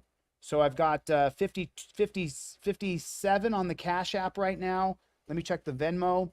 We got to raise him the money. He needs our help. He needs our help. I got 0 on Venmo still. Let me check PayPal. On PayPal, I just had $5. So I've got 20 there, 25. Okay. And then do we have any super chats that have come in, DLZ clips? I don't know what that means. There's the donate to Press with Rancor right there. Right there is his GoFundMe link. It's easiest if you donate directly to him. That would really be amazing if we did that. There it is. 16 people just donated. Thank you guys so much. I appreciate it. 15 people just donated. So cool. So good. Minter, make sure you guys can see what I see here. Let me share the screen big for you guys. Thank you so much for donating. I appreciate it. Everybody's $5 means a lot. Daniel, thank you for coming in. Thank you so much. Anonymous, thank you for your $5. God bless you. Ray, thank you for your $5. I super appreciate it. I mean, Anonymous down here for $25. Thank you. Charles, once again, Chuck's coming through. Thanks so much. Christopher Jump, thank you so much. Thank you so much. Daniel, thank you. I'm so grateful. Thank you guys so much. This is how we do it. This is how we crowdfund people. We all throw in $5 or $10. Look at Eric, came in for 10. Anonymous for $6 right for $5 right there. Sorry, my glasses. Victor Rice, usual donator, usual, regular. Matthew Strauss for 5. God bless you, Matthew. Thank you. I'm not asking you to give more than $5 or $10. Alan, thank you so much, Alan. There's 100 right there from Anonymous. Susan, thank you for your 10. Anonymous 20. Thank you so much. Oh, and this was the money that I put in from our last fundraiser where you guys all put in money. All these people down here are also Team DLZ, Michael and Brad and Matthew and Fabian. Thank you so much. Thank you. And then I have some previous donations over the past few days that came in. So if you guys want to see this, this is a fundraiser for Press with Rancor. We're going to raise him $2,500. We're at 1333 over here. I'm going to refresh this a couple times and see if any new ones. So we're supporting Press with Rancor's GoFundMe, and this is the video of him being wrongfully arrested. I hear what you said.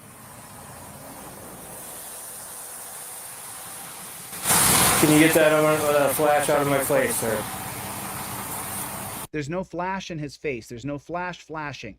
What there is a light from a camera, which probably should have been off, but it doesn't matter. It's just a light from a camera, from your camera phone out on the side of the road. So it's not very bright.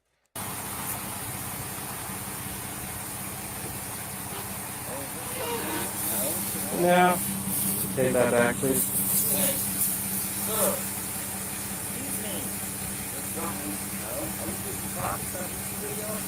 Sir, I told you to take a step back up there. Do you understand that order? Sir, do you understand that? Sir, I told you to take a step back up there. Do you understand that order? No, not yet. Sir, do you understand the order where I told you to stop up there? What's that? Once you start interfering in my traffic stop, then I give you an order.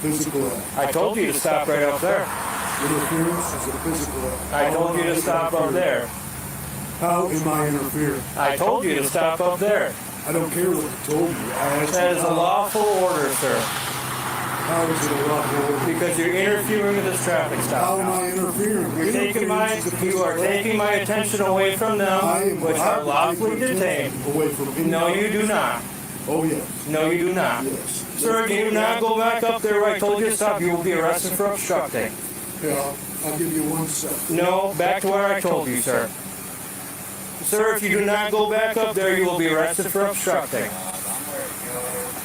Keep going.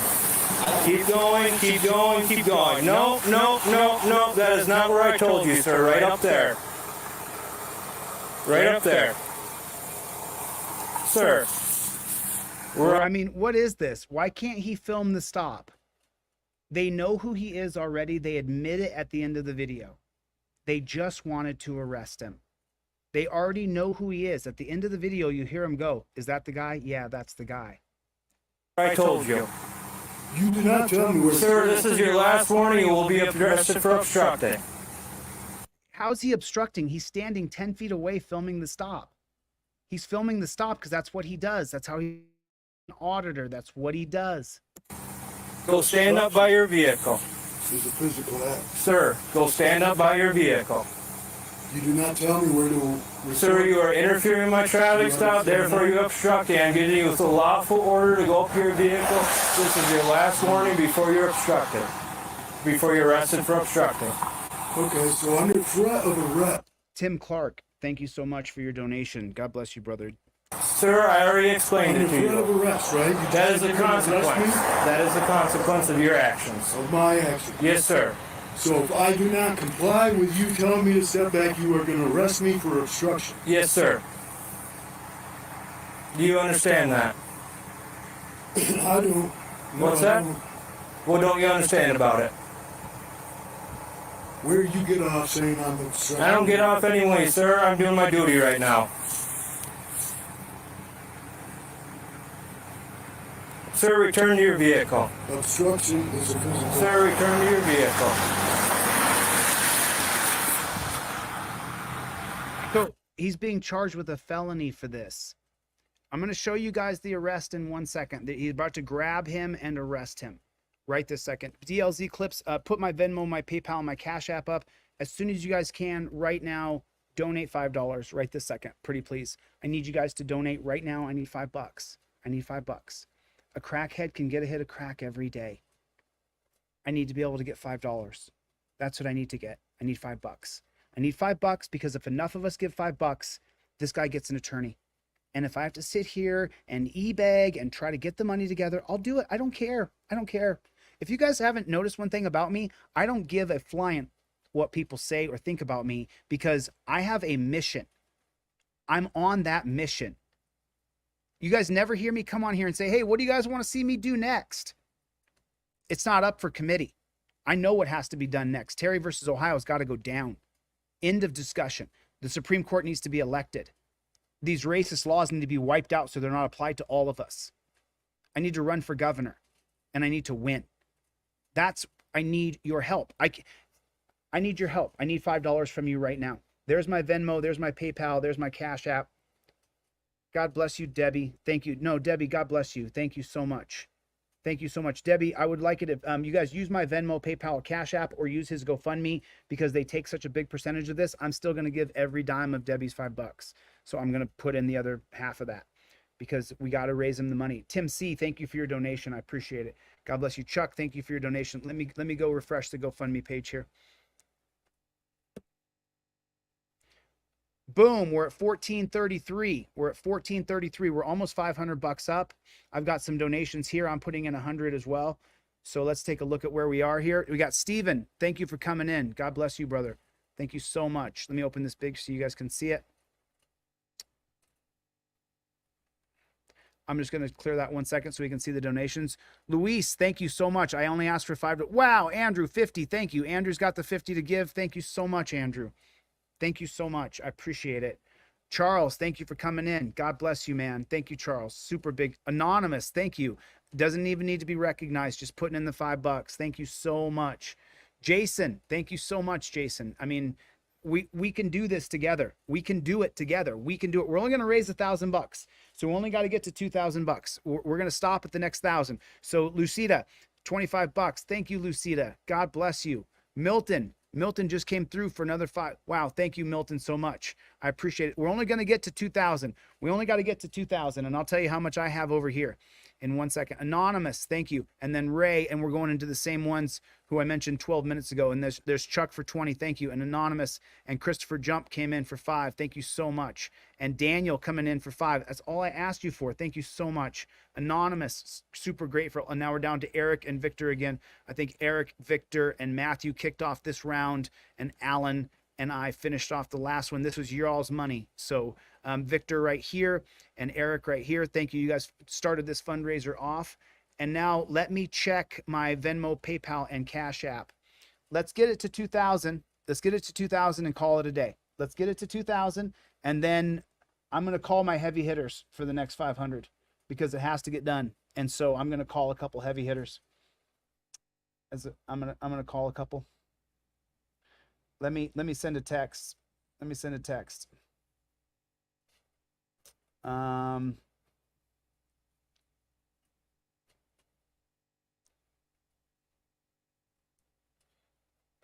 hey, YouTube brothers, I could really use your help right now. ... I'm doing a live GoFundMe right now for an auditor who was arrested for pointing a camera. ... I could really use some heavy hitters on this one. We only got to get to 2,500. Next paragraph. I know I text you when I need money. ... I appreciate your support, and I hope you guys are able to come in on this one as well. Next paragraph. Love you both.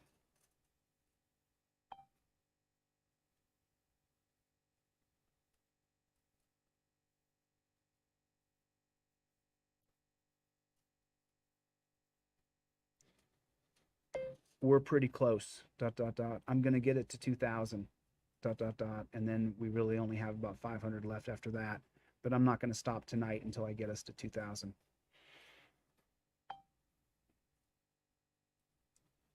Not gonna stop until I get to $2,000 tonight. Next paragraph. We are at about 1,500. Plus, I'm gonna put in another 100. Okay, I sent off to a couple brothers who are some heavy hitters and asked them to come in. April just sent me $20. Thank you. John just sent me $10. Shane just sent me a couple bucks. P-Rex sent me $55. God bless you. So in my Cash App here, I've got $30, $85, $87 in my Cash App. So DLZ Clips, keep a running total for me if you would, please. $87 in my Cash App. And then in PayPal, I probably still at $5 in PayPal, but that's okay. Let me refresh the GoFundMe and let me check Venmo just to see. I only want to get to $1,000, just $1,000 tonight. I'm going to send off some more texts to some more big donors that I have because we have to get to this $2,500 like right away. We have to get there right away. We have to hurry or he's not going to have good representation for court. So I'm only looking for $5. I'm not looking for a lot. Let me refresh the GoFundMe page. I'm only looking for $5. Laura just came in. Amazing. Laura just came in for 30. We're at 1463 here. I really want to get to 2,000. I've got 87 here, $5 on the, so 87, 97, 87, 93, 93, 92. And then, so I need $8 to get to 100.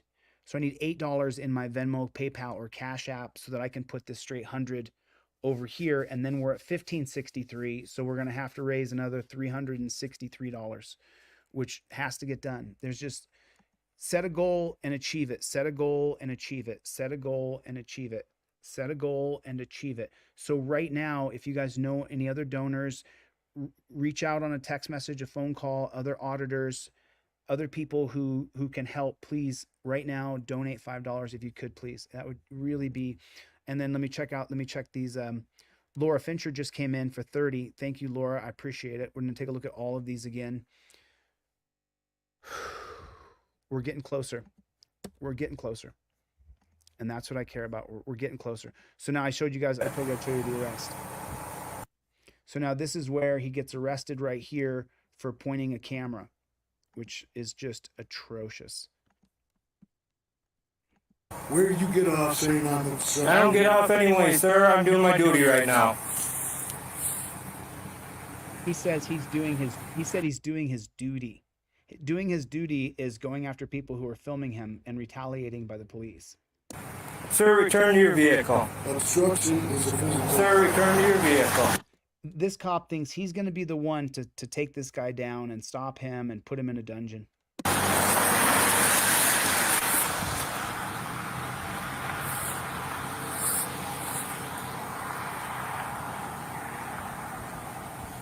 Are you aware of what prior restraint means?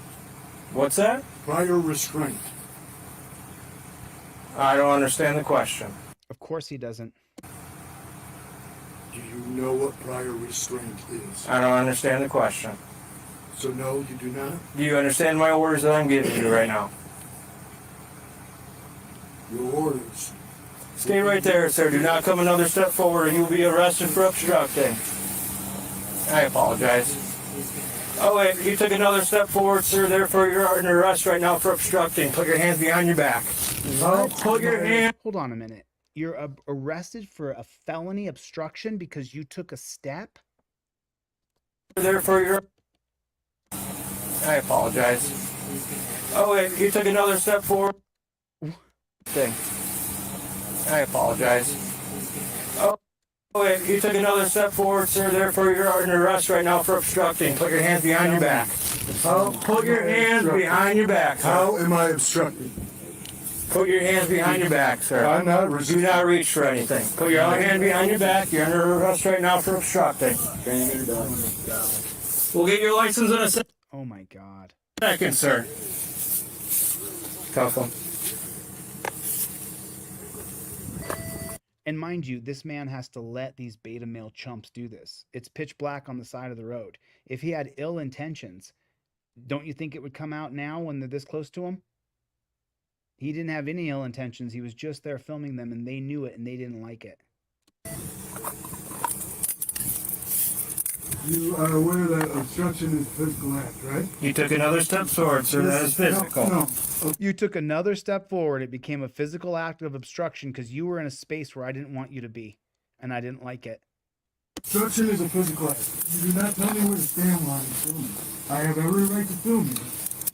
It is an issue when you interfere with my traffic stop, sir. No, it's not. It's a lie. It's a scam. I want to speak to the supervisor. Okay. Get his balls closer together. Resistance. No, I'm fit. I'm not resisting. Keep that hand right there. But you guys are both aware that obstruction is a physical act. You took another I would step have to forward, be sir. That is physical. Physically obstructing you. I can take your attention away from this. I'm allowed to be here Alright, shine a because light I'm on a it. free citizen. You're right. You are free, sir, but now you're being arrested. For Wow. I already told you, obstructing. and how Wow. Absolutely wow. Just unbelievable. So I'm going to take this money right here that's on my Cash App and take the $5 that someone else put in. Do we have any other money that come in, DLZ clips on any other super chat? I'm going to put this in to the GoFundMe right now. So I got $87 donated here, and I listed those names earlier. You don't want me to say here and list them again, but thank you so much. I'm so grateful you guys did this. Tim, okay, I have more than that. I'm sorry, I have more than that because I have 87 plus 25 from Tim for press. So 85, 110, 115, 117. Okay, and then I have more money on here.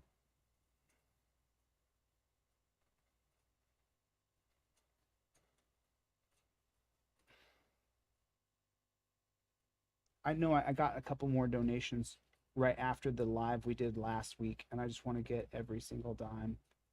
Okay, so September 7th is when we did the fundraiser for press.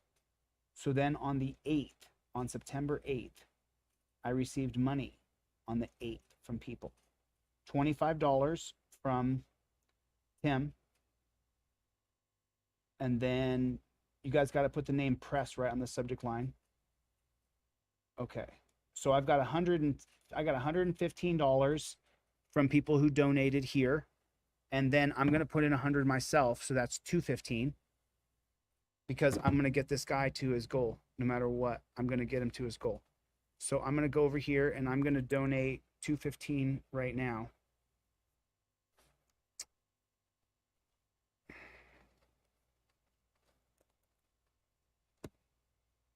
I don't give GoFundMe a tip. Oh, let me do this before I put my credit card information in. Cool. Give me 2 seconds. I'm going to put that $215 in right now.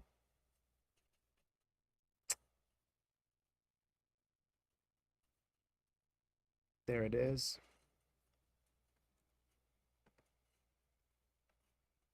There it is. See. There's $215 coming in from you guys, and I'm putting in 100 on that as well. So $115 from you guys, and let's take a look at that now. Let's present, share the screen. Okay, cool. Let's see where we are.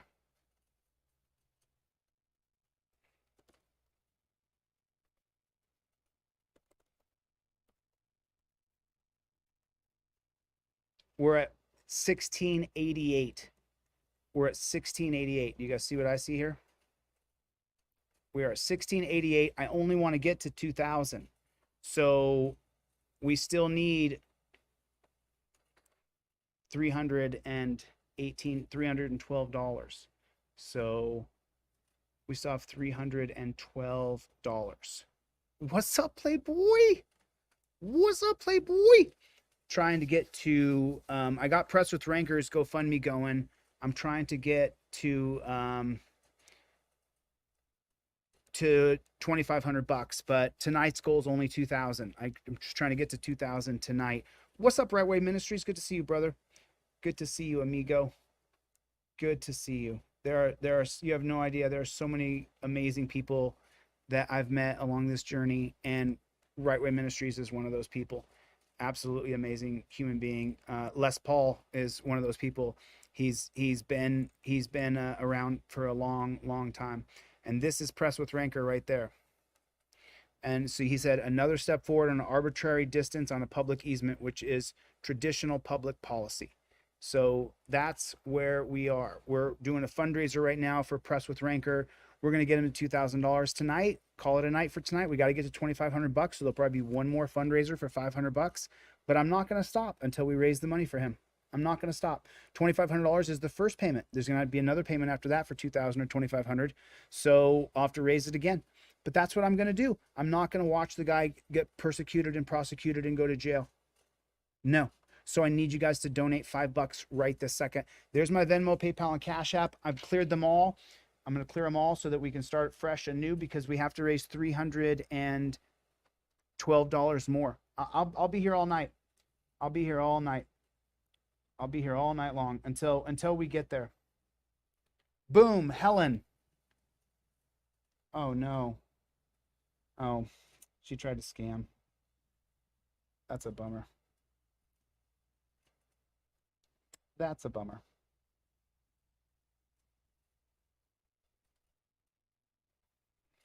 You know, maybe Helen hasn't used Cash App before, so I'm gonna decline her request for money.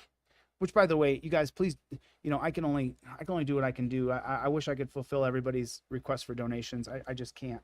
I'm really sorry.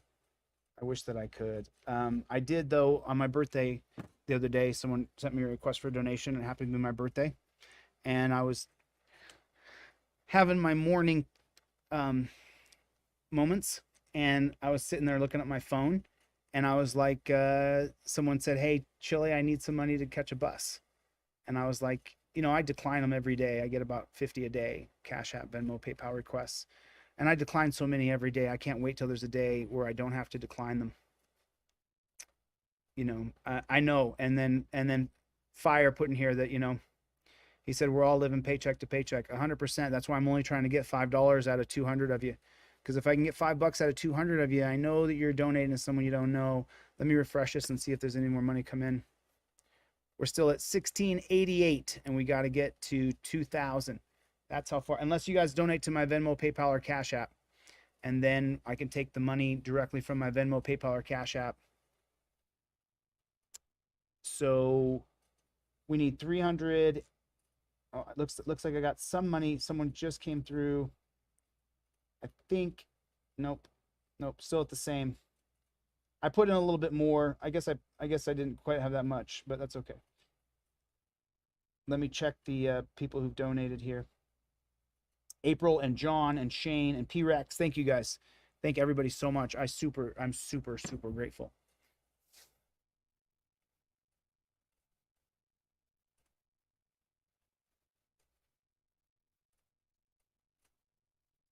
Got you. No problem. I'll give you a ring. Love you, brother. So good to see you, man. So good to see you. I'm glad I'm a person who's not afraid, because I'm not afraid at all to put myself out there. And I've met some really amazing people who are just like me, that are just as motivated and driven to make a better world for other people, because they've been down the road of the tyranny and the oppression and the despotism in our country. And so, all I have to worry about is just making sure this guy gets to his $2,500 goal to get his lawyer. And that's my singular focus right now. So I'm actually going to put this on my Facebook. I'm going to put this on my Facebook and on my Instagram and on my TikTok, Rick Rock. Oh, you did, Rich? Let me check PayPal. Thank you, Rich. I appreciate you, man. Thank you so much. I'm just trying to get it. You guys know how I am. I just want to get this done. There it is, Rich. I got it. Thank you so much. I appreciate you. Thank you, Richie. God bless you, Christopher. Thank you. I appreciate it. Let me refresh this bad chicken. Thank you guys so much. I'm so grateful. I got your donation right here, Rich. Thank you so much. And let me check Cash App again. All right. What time is it now? 9 o'clock. All right. 1833. We're at 1833. So we're, oh my goodness. Holy smokes. That means somebody just put in 100 or 200 because we were $100 away from that. Christopher Jump right there just threw in 25. What do you guys see? Let me see what you guys can see. Let me open this big. So Christopher Jump, thank you so much for throwing in. Andrew, there's your 20 right there. David Gaston, my brother from another mother, just threw in 100. Thank you, David. God bless you, man. God bless you, brother. Thank you so much for helping out. Andrew, thank you so much, dude. I'm so super grateful. Thanks for jumping in, man. Christopher, thank you. Thank you so much. Thank you a lot. Thank you a lot. We're getting closer and closer. And then I got another 10 from Tony that just came in. So there that is. I got 10 from Tony, and then I got 5 from Rich. Thank you, dude. God bless you, man. That's really all I'm at. Rich, thank you, Richard. I appreciate it. And then from Alexander, thank you, Alexander. I appreciate it, man. God bless, man. Yes. So I've got 10 more because of Rich and because of Alexander just threw in. And then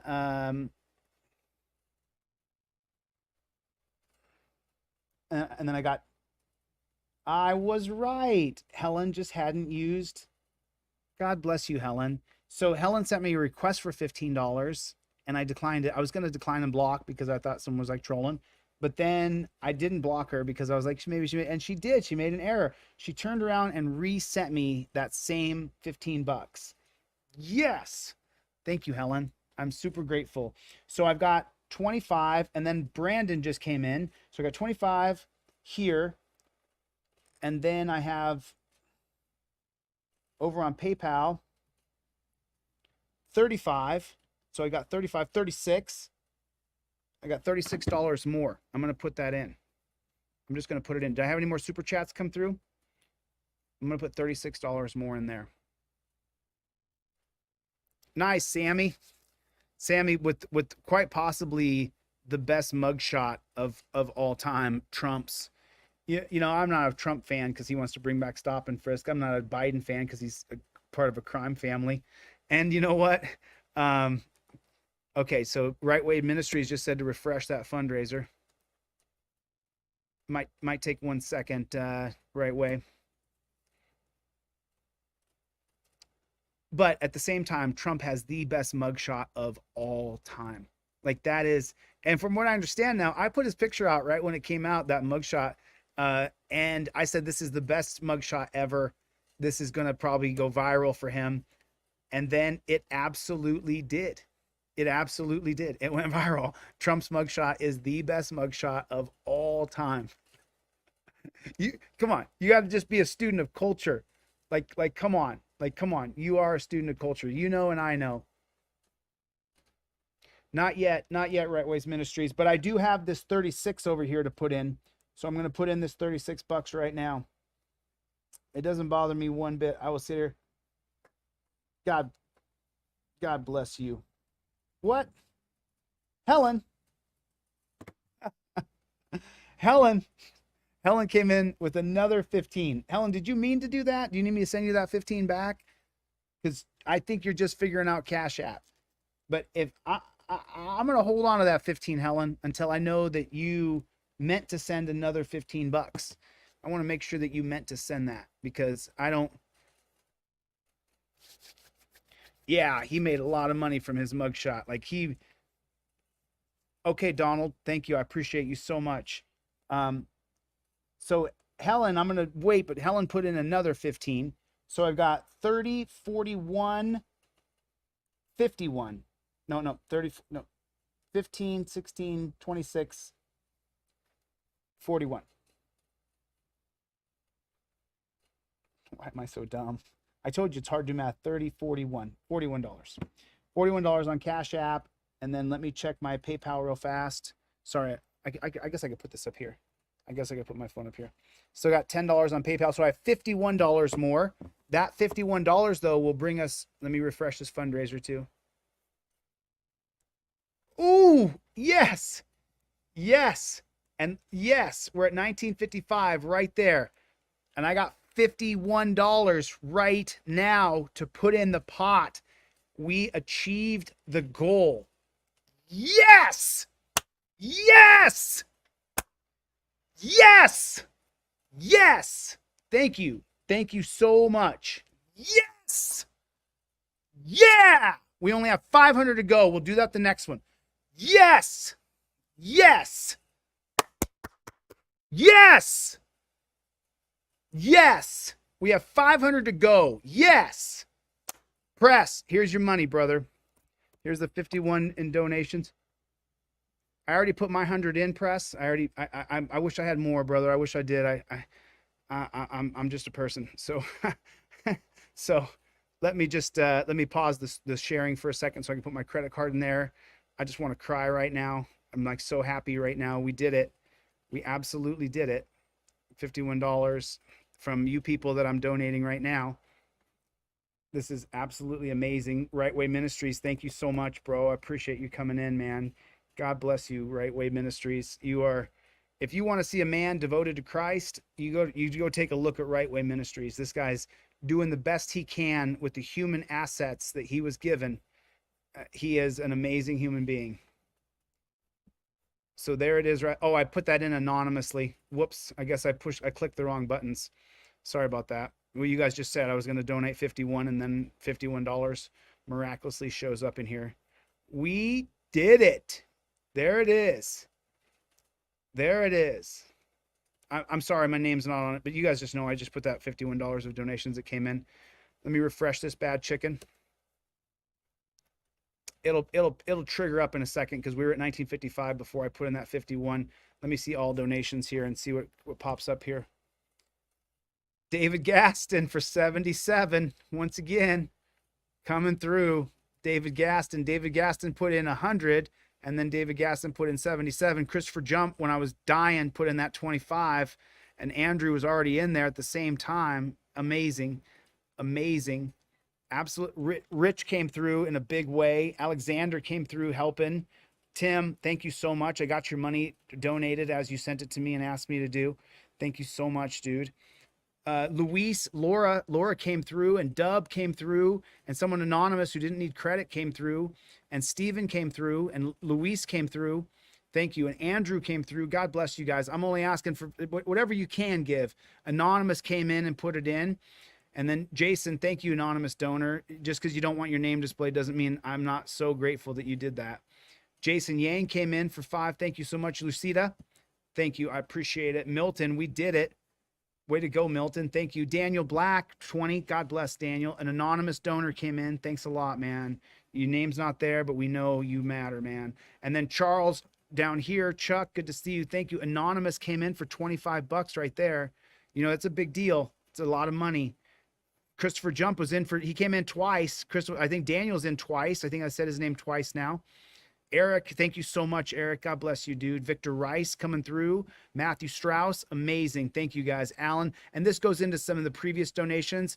Man, Right Way Ministries, thank you for coming in and really helping me close this bad chicken up. I'm so grateful. Thank you so much. And let me refresh this so I can see it went over 2,000, or I won't. My ADD will not allow me to let it go. I'll refresh it a couple more times. Give me a second, because there's new donations in there that have not populated yet. And just so you guys know, I got it. Barbara, let me check on that. Let me check my Cash App. If we, you know, it's fine. I'll put it in right now, or I'll put it in on the next one, Barbara. Let me see if I got it. Barbara Button, I just got it. Thank you, Barbara. I got your $5. Thank you so much. Awesome.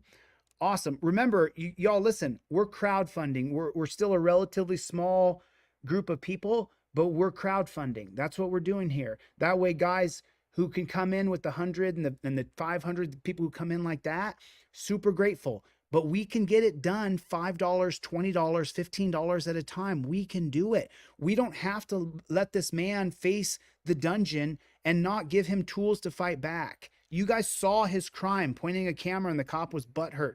You had a butthurt pig. And that's just the worst. That's the worst.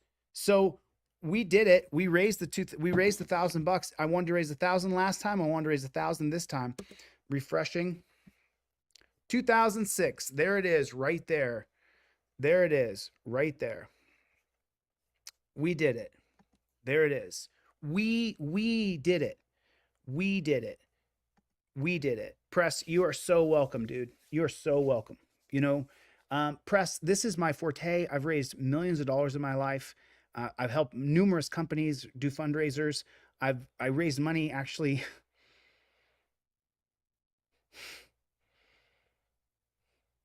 for Obama. Biggest disappointment of my entire life, Barack Obama. Mass murderer. Just, he's right up there with the worst of them. He's a mass murderer, horrible human being. So, but you know, I've raised money for lots of people and lots of things. And now guys like you and Chuck and Dan and Right Way Ministries and Shock and all you, Laura, for coming in, and Barbara and all you guys who come in and help out. This fundraiser is not over. If you're watching this video tomorrow or the next day, the fundraiser is not over. His GoFundMe, just put GoFundMe Press with Rancor, R-A-N-C-O-R. It'll pop right up in Google. You don't have to have this link. Just put Press with Rancor, GoFundMe. This, put right here, Press with Rancor, GoFundMe. And it pops right up. So this fundraiser is not over. I'm gonna stop my e-begging for the night. I'm going to stop my e-begging for the night. Laura, we did it. April, we did it. Thank you so much. So much. I'm so grateful. I remember, I don't have that money. I'm not walking around, you know, where I'm just going to be able to fund people's legal defenses. I'm not, not yet. You know, the Fifth Amendment card's coming out. And I think that the Fifth Amendment card is going to sell more than the trifold. Because the Fifth Amendment card is a beauty. It makes it so that when the cop says, hey, let me see some ID, you pull out your Fifth Amendment card. It's just like your driver's license. And right there, it says on there, number 4, no ID. I've been working on the Fifth Amendment card for like, what, a month? It's only just a half a dozen case law, Fourth Amendment, First Amendment, Fifth Amendment, you know, and it's been working on it for a month and we're still not done with it. I'm still going back and forth with the designer on it because I want to give you guys a card that you can carry next to your driver's license. That is your Fifth Amendment card. That is your Fifth Amendment. That you, when the cop says, let me see some ID, you go, let me get this out of my wallet.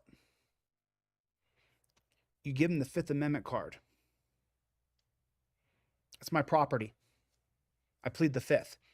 And now when you're filming, because a lot of guys are not going to be able to carry the trifold in their pocket, but the Fifth Amendment card, you're going to be able to carry in your pocket. It's the same size as your driver's license. And so you're going to be able to carry this Fifth Amendment card, and I'll also make it downloadable so you can print it yourself and go laminate it yourself. So it's cheap or it's nothing if you don't have the money. And so then you'll be able to say, you know, here's my Fifth Amendment card. I plead the Fifth. Don't ask me any more questions. And you don't have to be driving in a car or anything. If the cops Terry stop you on the road, start questioning you, you give them the Fifth Amendment card. That's it. I'm done talking. He's going to do whatever he does. No point in you saying anything. No point in you saying a single solitary word. Shut the front door. Stop talking to the piggy trying to arrest you. You guys saw the first 2 hours. The first hour of this broadcast was showing you that the cops are plotting and planning to violate the Terry holding even. The Terry holding says that cops cannot be working on a hunch. It has to be a reasonable, articulable suspicion based on at least one singular articulable fact of criminality. And now they're teaching them in the academy, you know something's wrong. You got a feeling.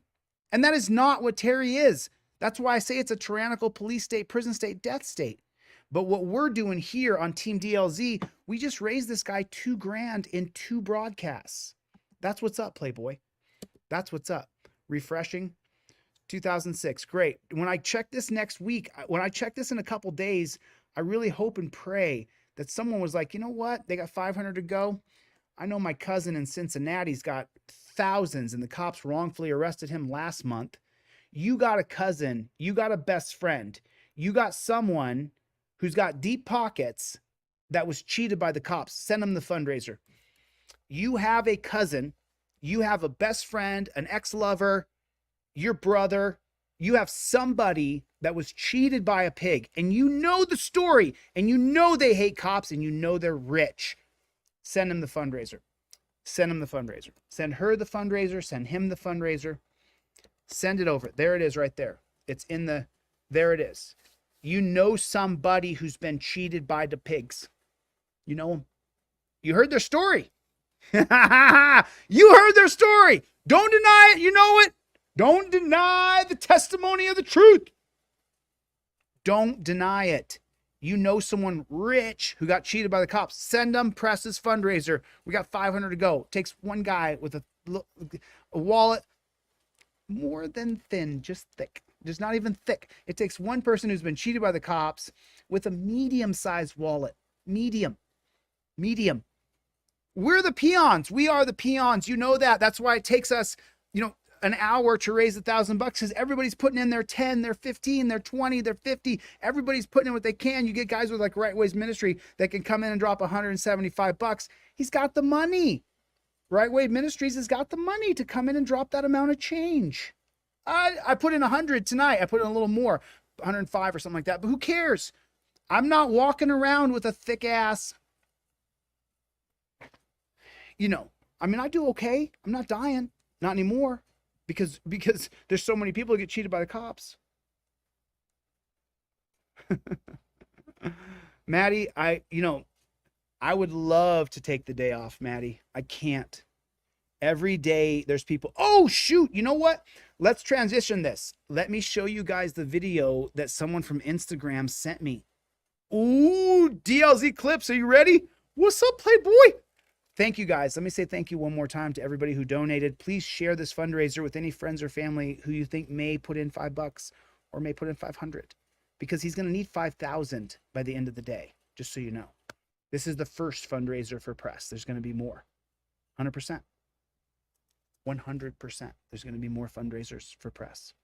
I'm not going to stop until he has a lawyer that can defend him in court.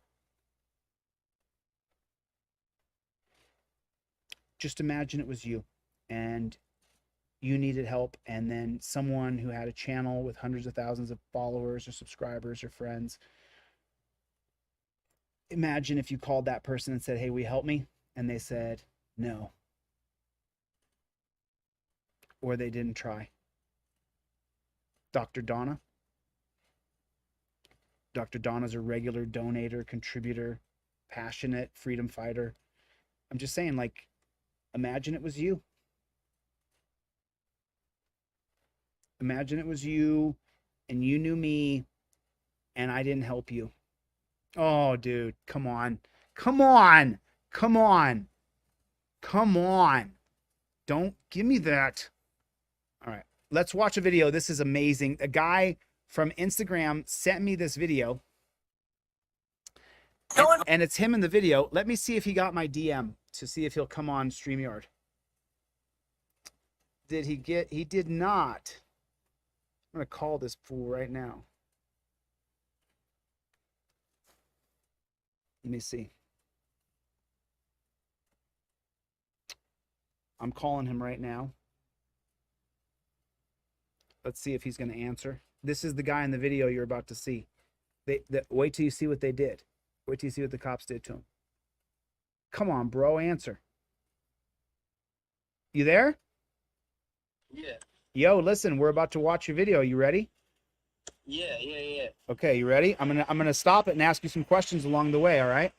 Yeah, it's all good. Nobody knows it's you, so you're still anonymous, but I'm sure the trolls will track you down. Yeah.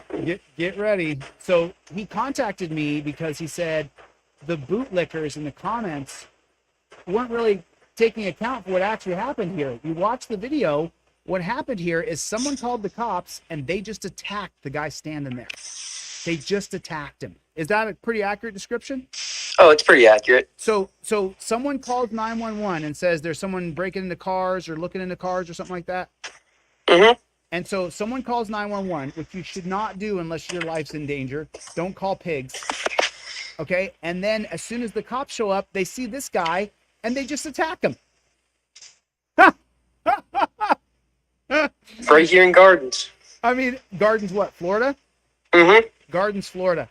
So Palm Beach Gardens. Palm Beach Gardens, Florida is where this happened. So this guy's standing there. Okay. His crime, he's standing there. Now, listen, were you a member of the team before you contacted me, or did you just hear about my channel after this happened to you? Oh, yeah, I was watching your channel for a little bit right before I contacted you. I just found out about it. Oh, so did you get attacked and then find out about me?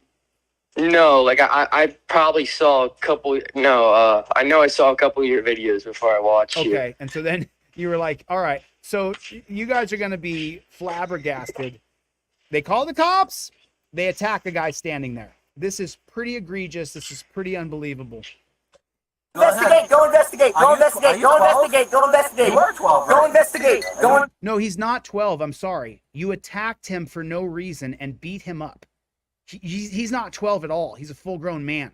You guys attacked him and he's pissed that you got him in torture cuffs in the back of a torture mobile. You pig. Investigate, go investigate.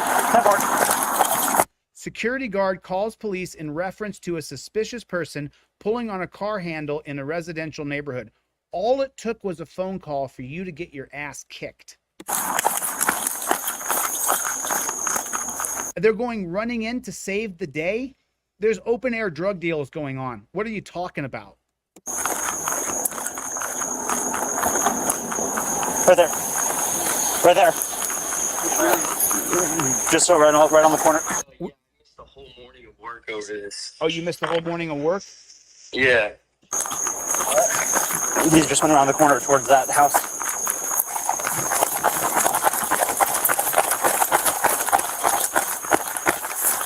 Palm Beach Gardens Police Department. Hold up wherever you're at. Hold on. Now they're chasing after you right here. Did you see them and walk away, or? No, don't answer that. Don't answer that.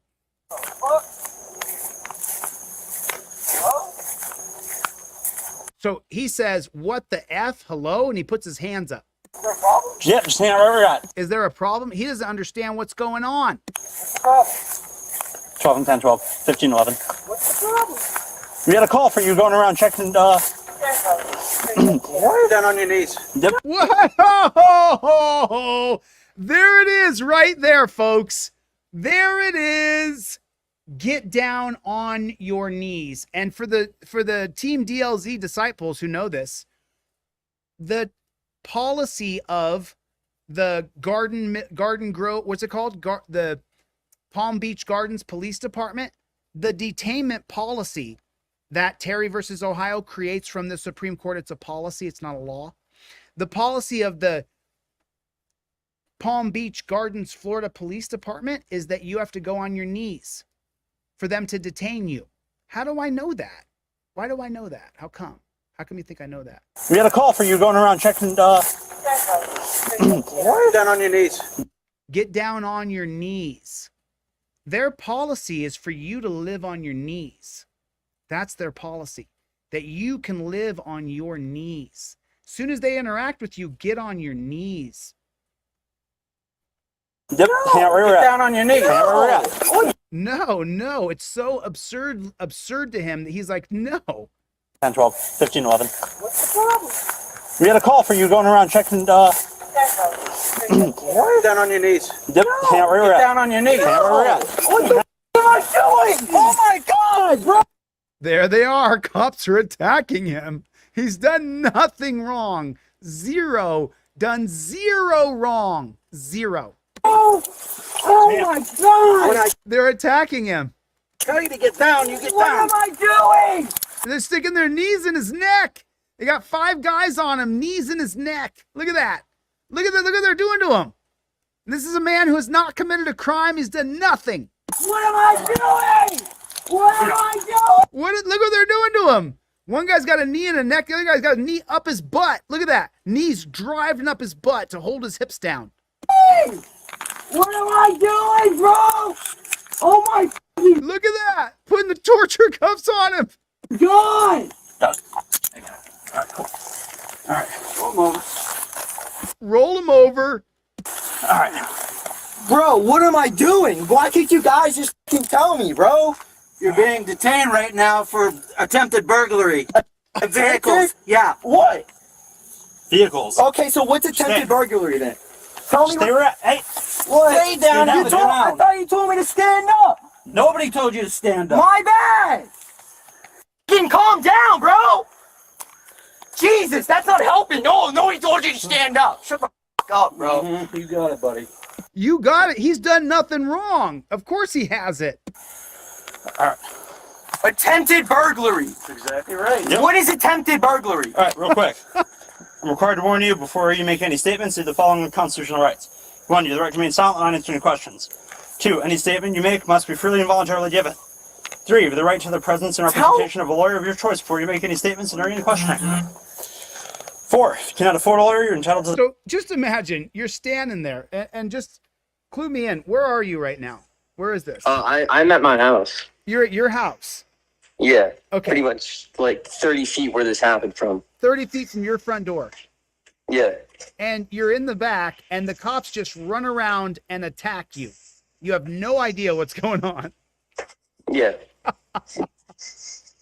the presence and representation of a court-appointed lawyer before you make any statements and during any questioning. That's America for you guys. Let me just give you guys the encapsulation.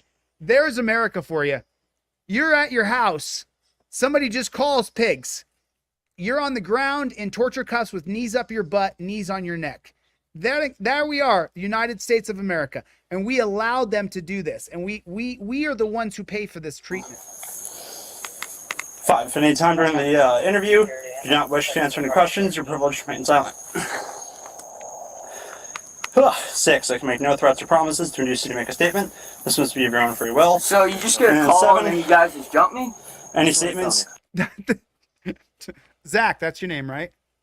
Matthew. Matthew, sorry, Matthew. So did you hear what Matthew asked him? And this is spot on, isn't it? That's what I talk about all the time, isn't it? Just call the cops on somebody. That's all you got to do. This must be of your own free will. So you just get a call 7, and then you guys just jump me? Any statements can be and will be used against you in a court of law. Do you understand these rights that I've read them to you? Alright, well, like, what's attempted burglary, though? Are you listening? Yeah, you understand these rights? I heard you. Alright. Them up so we can do a show up. Cool. What the f? What did he say right there, Matthew? Wait, what's the question? What did he say? Right when you stand up, he says something. What is Like, it? what's attempted burglary, though? Are you listening? Yeah, you understand these rights? I heard you. Alright. Them up so we can do a show up. Cool. Stand Oh up. yeah, pick them up so we can do a show up because they're gonna bring basically what happened was I was looking through my parents' cars and the security guard saw me, didn't even inquire anything about it, didn't come up and ask me a question and just calls the cops on me. So, okay, so now it makes sense. You were rummaging through your parents' cars and then the security guard calls the cops on you and then they attack you. Yep. What the f? Like, is this because I was looking in my car for something? Looking in more than just in your car, apparently. Literally 2 fucking cars. Yeah, why are you looking in 2 cars? My cars. That I own, yes. Cool, well, we're figuring this out. Investigation's over right there. Let him out of the torture cuffs. We had a call from security about someone matching your Bro, description going this guy harasses me. That's the probably dude who called you, bro. I got work soon. I got fucking work soon, and you are tackling me, bro. So you and the security guard have a long-standing feud? See, that's the thing, because I think it was a different security guard, Yeah, but I know it's the same. Yeah, it's the same company where I remember I'd say a month before this happened, I was just walking around at night, and then one of them started following me, and they got out of his car and just started asking if I lived there. I would sue the police department and I would sue the security company. I would sue them both. Yeah, that's what I'm trying to do. I'm that way though. Oh, Mhm. shine your light on. This is so fucking retarded. Who the f is that the Haitian dude over there? Right? Black guy? Right? Yeah. Cool. Positive ID. He lives there. So, He lives there. Of course there's a positive ID. He lives there. He was looking in those cars. They were his to look through. do you have an idea on you? No. What's that, Matthew? Yeah, so here's the thing. So what you're watching is, I'm pretty sure what the department gave them, because I have, like, I'd say close to an hour, probably about an hour of body cam footage of, like, way more detail than that. Why don't you Like, send you're it to barely me? seeing anything. Yeah, I got you. Send that to me. First name. What crime have I committed? Right now, what crime? Under arrest for Alan Pig. What are your problem? And then we're gonna determine. Okay. Then we're gonna. Oh wow! Okay, wow! All right, take him to the car. Yeah. Why didn't you tell him that you live there? I did. Cool. You, bro. Oh, I agree. F you. Hey, Matthew, how are the torture cuffs? How are they feeling? Oh, they suck. Yeah, that was my whole first experience of being in cuffs. Torture cuffs. How right now, as they're walking to the car, one guy's pulling each arm. How are those wrists feeling? Yeah, it feels like shit. Oh, yeah. Hurts bad. Which one's your car, Justin? It's over on the roadside. Because everyone's going to meet up See for that? 30 at 13. All right. So listen, I just want to make the audience aware of something. What they're doing right there is absolute torture. They're both pulling on his arms that pulls on his wrists. This is absolute and total torture. Total torture. And both of them know it. Both the cops doing it, they know it. If they don't, they should be put through the torture themselves. Bring your car. Yep. Loitering and crowns. Wow. Like, fucking call my parents right now. I don't know, that fucking ball beater. Yeah, there's nothing in my pockets right now. I got my phone. Yeah, I know. I got my phone here. Last name, Daily. Daily? How you spell? Look how they're treating him, jerking his shirt up, feeling down his pants. Is that I mean, he hasn't been convicted of any crime, but look how they get to treat him. Last name, Oh yeah, my parents have ring doorbell of them showing up to my house, like, after I give them my ID just to confirm I was here. So I don't even know why they still took me to jail after that. Oh, they still take you to jail? Yeah. So you showed them the Ring camera, and they still. Well, no. My parents, like, they saw them show up to my house, after I gave them my ID, because they were trying to confirm I lived there, and they still take me to jail. Dude. Like, they even confirmed the cars.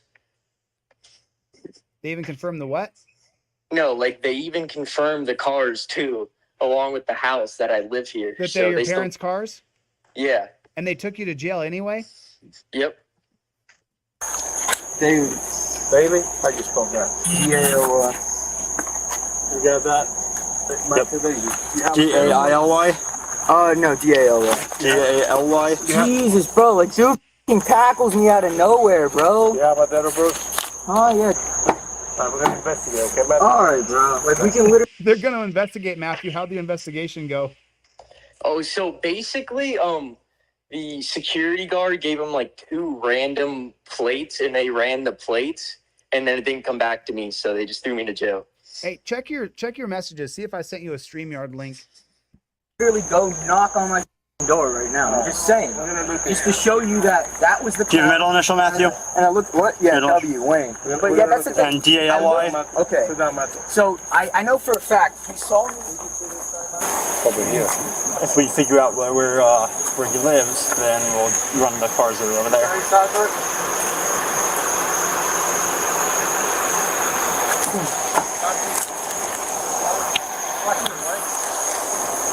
Problem is that he's walking throughout the community. Yeah, no, we're good either way. I'm just curious who even lives in this Yes. block right now. Yep. Did you hear what the pig said? She said, Who even lives in this Yes. block right now. she's saying, does he even live in this block radius? What? What? Yep. I told you, you say a word to them and they're trying to figure out what you're doing, that your story doesn't make sense. You want me to walk?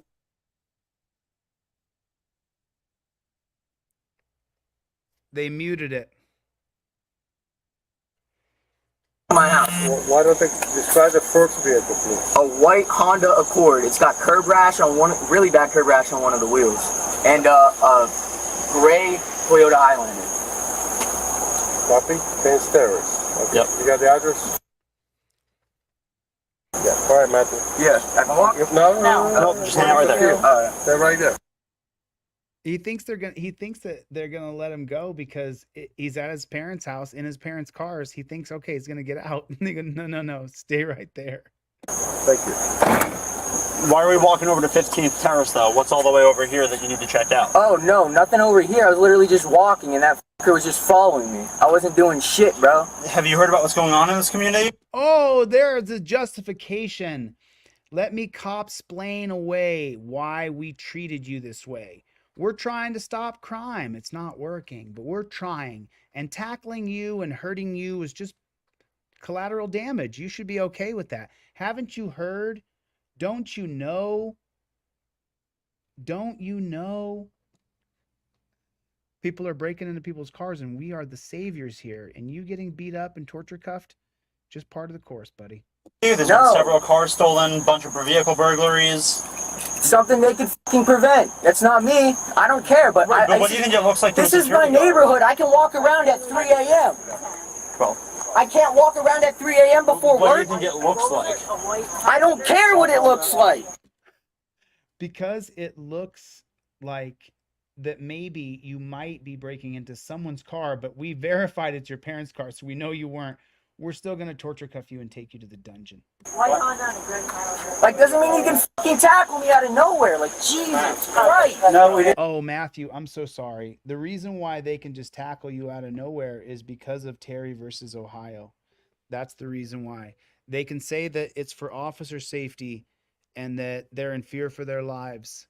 And so that's why they can just tackle you. They're scared of you. Didn't tackle you out of nowhere. Yes, you We gave you a lawful order and you refused to Shut comply. the fuck up! Shut up! You I have don't mental care! health issues? Oh my Do you god, have mental bro! health issues? Shut the fuck up! Do you have mental health issues? Mental health issues. They're Matthew, I'm so sorry. I just logged back into it. I'm about to send you the link. No, I'm in StreamYard. Can you get in my StreamYard or not? I send you a link. You click on it on your phone. I sent it to you already in Instagram. Twice. Here it is again. So, Matthew, they're screaming at you in the back of the car that you have mental issues. Yeah. Because they've beat you up and torture cuffed you. And now you're crazy?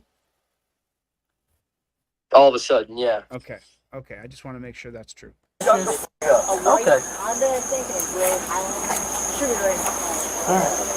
When you're given a lawful order, when Shut we're the legally... fuck up! Shut the fuck up! I don't care, bro. Go investigate. I don't care. Go investigate. Go investigate. Go investigate. Go investigate. Go investigate. Go investigate. Go investigate. You are 12, right? Go investigate. Go investigate. Go investigate. Are you a retard? Go investigate. Are you a cop? Go investigate. Go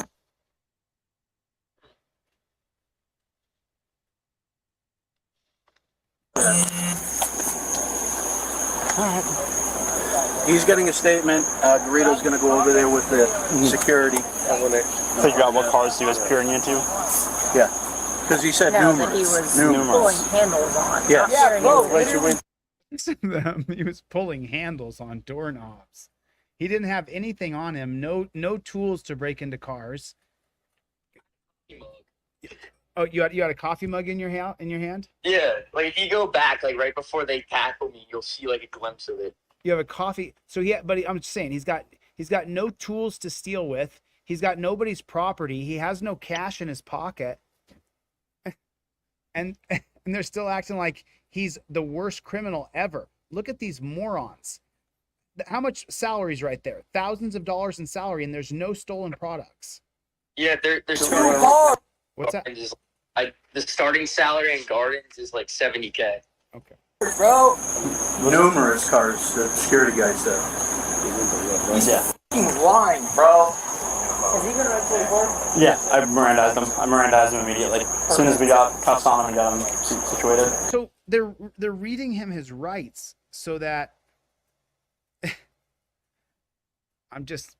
to take him to jail. Good job. Yeah. Because in order for him to dispel our suspicion, we have to read him 44 first. Yep. All right. So security says 3 to 4 cars. 3 to 4 cars? Yep. All right, What? cool. That's fucking bro, what? Cool. So at this point, just 10 Hold on 15 here. LMP. Yeah, it's gonna be LMP, but we gotta make Oh sure man, I'm that. having 21s. What's that? Hopefully we'll end up having 21s. Yeah. Well, obviously, plus tomorrow if there's any 21s. We've got a suspect. We got a suspect.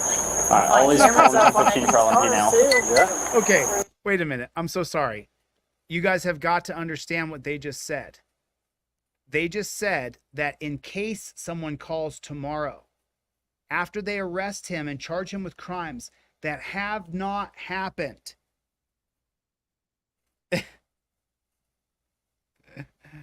So at this point, just 10 Hold on 15 here. LMP. Yeah, At this point, just 10-15 him. it's gonna be LMP, but we gotta make sure Oh man, I'm that. having 21s. What's that? Hopefully we'll end up having 21s. Hopefully, she's hoping that we end up having a robbery, a 21. She's hoping that they end up having a robbery. Yeah. Well, obviously, plus tomorrow if there's any 21s. We've got a suspect. We got a suspect. Oh my God. Oh my God. Matthew, did you hear what they just said? Yeah, hopefully if they just take me to jail, we'll have a suspect. They just said that if they arrest you and that hopefully tomorrow someone reports a burglary.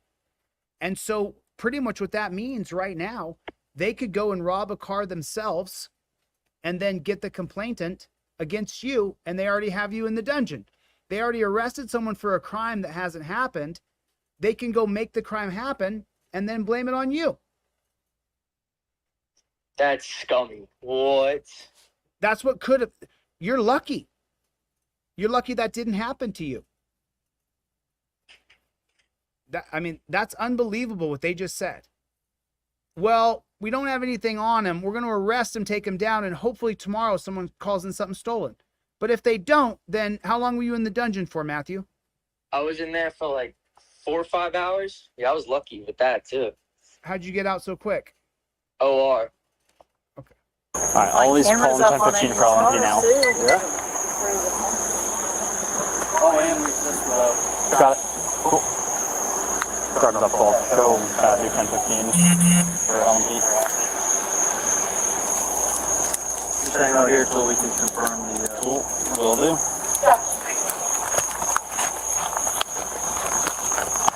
Hey, did he run around the corner when he saw you? I pulled up, he looked at me, kept walking this way, walked around there, and then that's when I confirmed with security, hey, white male, blue shirt, black pants, and that's when I took off after him. He was still walking.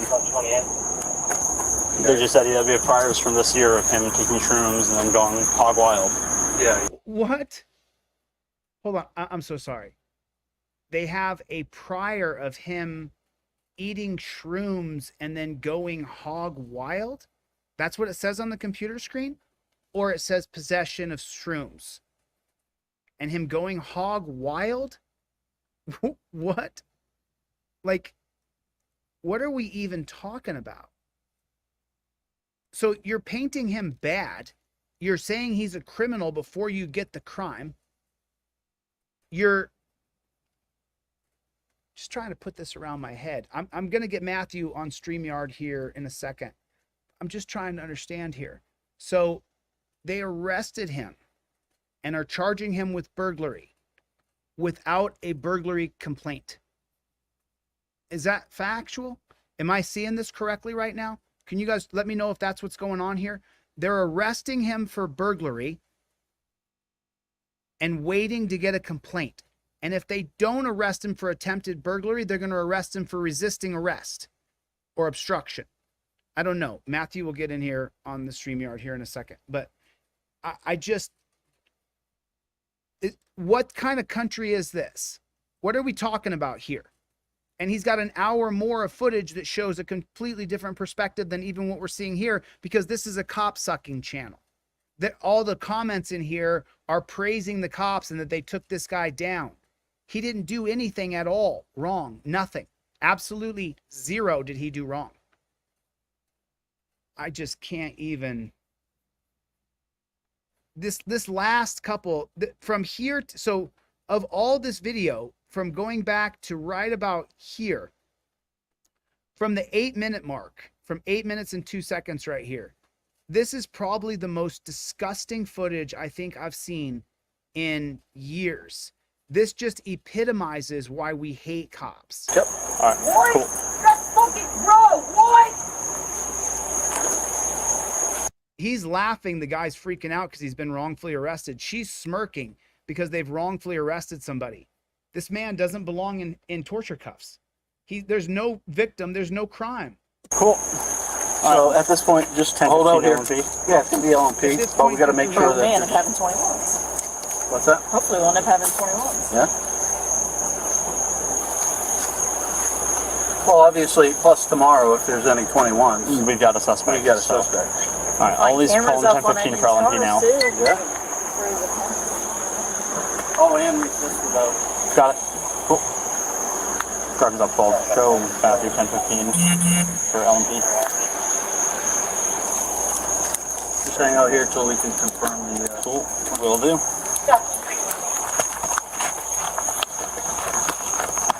Hey, did he run around the corner when he saw you? I pulled up. He looked at me, kept walking this way, walked around there, and then that's when I confirmed with security, hey, white male, blue shirt, black pants, and that's when I would sue the security company if I was you, Matthew. I took off after him. He was still walking.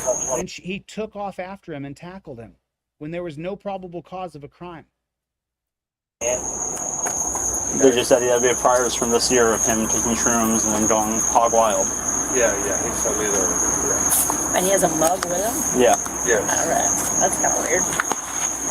It's kind of weird that he's having a cup of coffee in the morning before he goes to work. He works very early. You see what I'm saying? Anything you do is irregular or odd to them so they can investigate you and detain you. Of him taking shrooms and then going hog wild. And that's a lie right there. Yeah, he told me that. And he has a mug with him? Yeah. Alright. That's kind of weird. Yeah, it's so weird. We have him for LMP.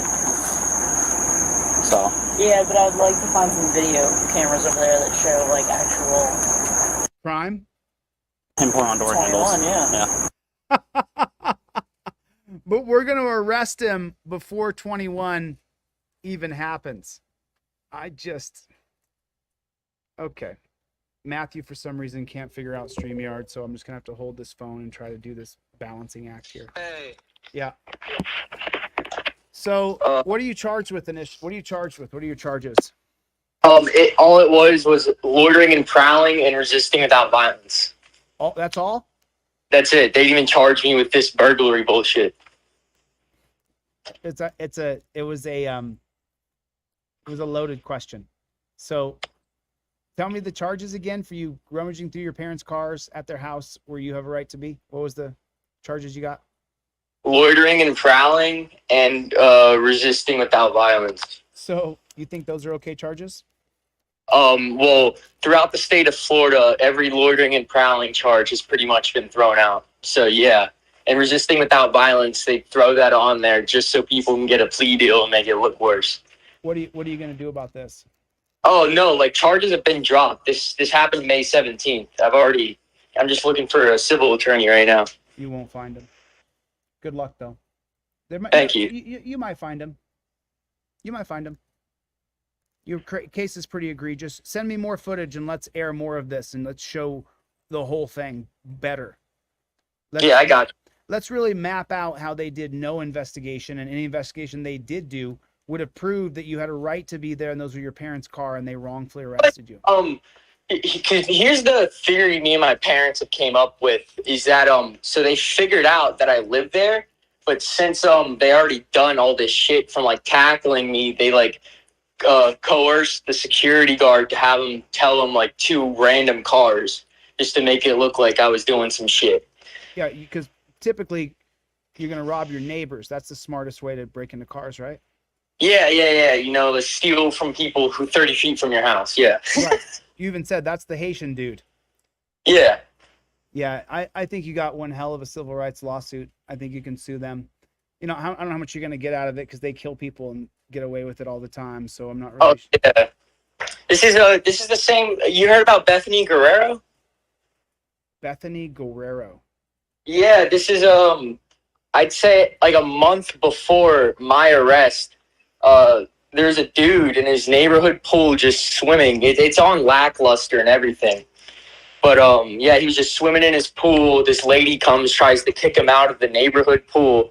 Her husband comes, flashes his gun at him, and then he calls the cops. She comes and then points his gun at him to get on his knees.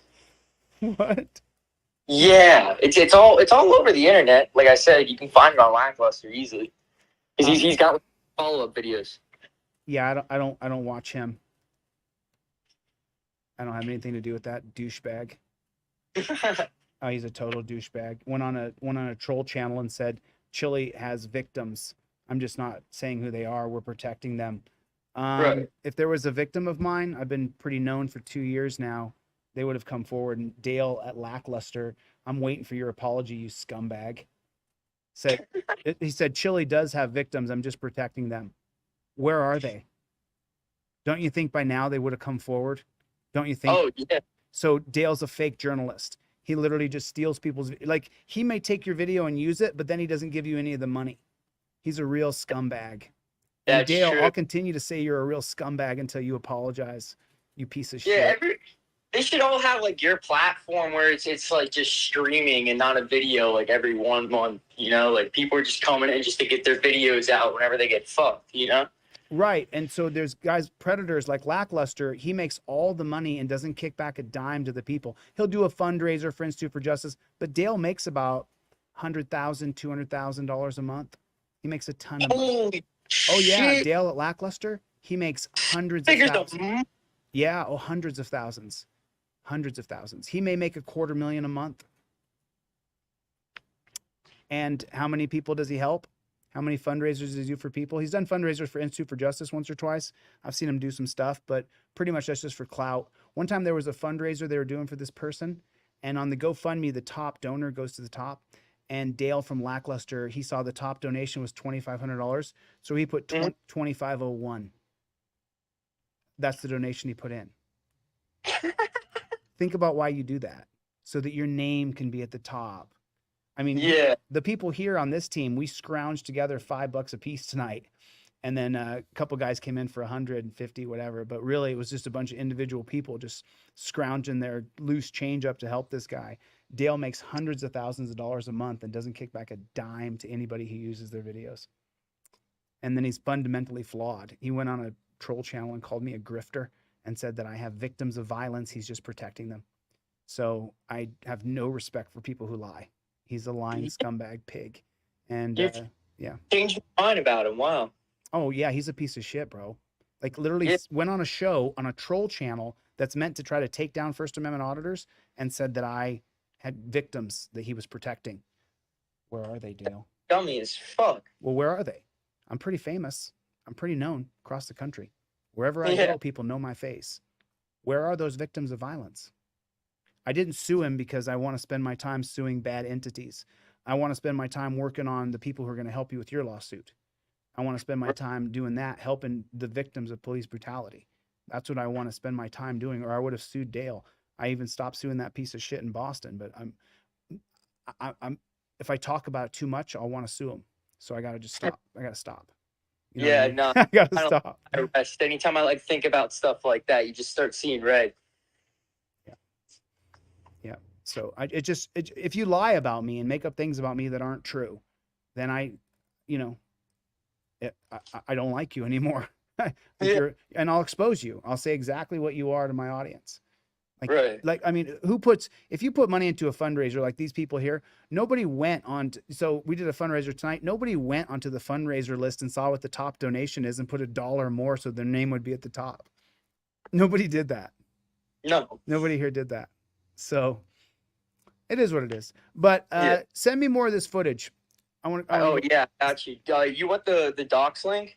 Yeah, send it over to me and send it to Delete Laws Clips as well. Delete Laws Clips at Gmail as well. Send it over to Colin because Colin likes to really get into the nitty gritty of videos and stuff. So, Gotcha. yeah. But yeah, when it asks for the verification, just let me know. I'll just send it to you right away. Okay. Yeah, send it over to me, dude. I'll take a look at it. And Matthew, I hope you file a civil rights lawsuit. I mean, as soon as you possibly can. Get all the evidence together, really put your ducks in a row, and then Yeah, file. because I got this other video on my phone too. So they actually called the cops 2 nights after, but they knew it was me, so they're trying to confirm and shit. I pretty much owned them the second night, told them just to fuck off because they had nothing. Did you get that on camera? Yeah, it's on camera. Then send it over. Let's really air it out. Let's go back from the beginning. Let's get the Ring camera.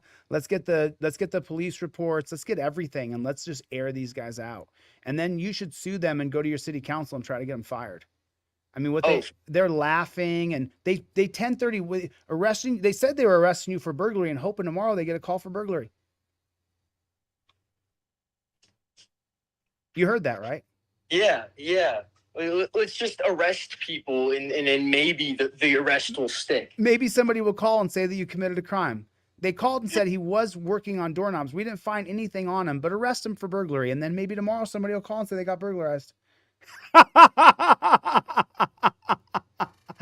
Oh my God. What kind of jackboot thug pig mentality are we living in today?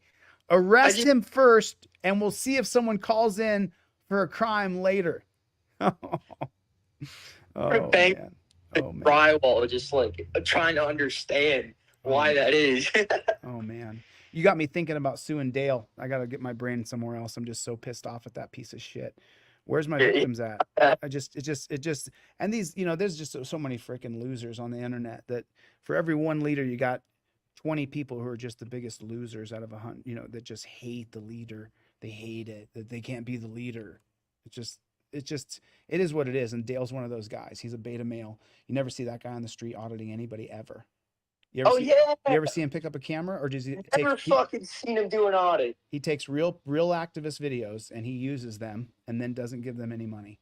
And he makes hundreds of thousands of dollars a month.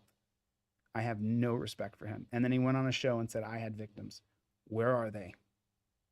Where are they at? I mean, none of these troll channels would pick up a victim of mine. You sure?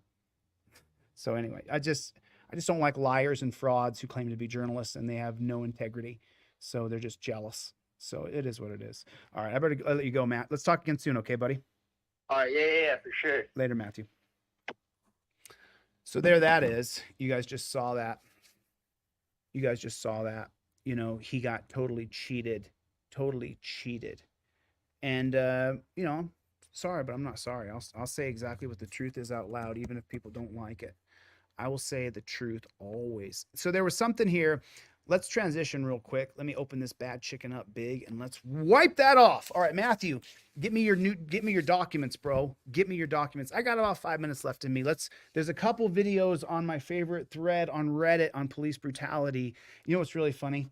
What's really funny is as soon as I started doing this Reddit thing, and I go down the stream of police brutality on Reddit and we look at some of those videos, there's now people who are posting their videos from YouTube on police brutality, which is absolutely an unreal effect. You know what I'm saying? It's a pretty unreal effect to feel. It's pretty strange. But let's get into police brutality because I have some things on here that I saw this week that I wanted to show you guys. It pops up pretty quick. This is the one I wanted to show you guys. The Seattle Police Department is investigating a body camera video. So this cop, Seattle officer, laughs at another officer for killing a young woman when he was doing 63 in a 25-mile-an-hour zone. 63 in a 24-mile-an-hour zone. So here's what happens. Captured in January of this year, the day a 23-year-old woman was hit and killed by a Seattle police officer.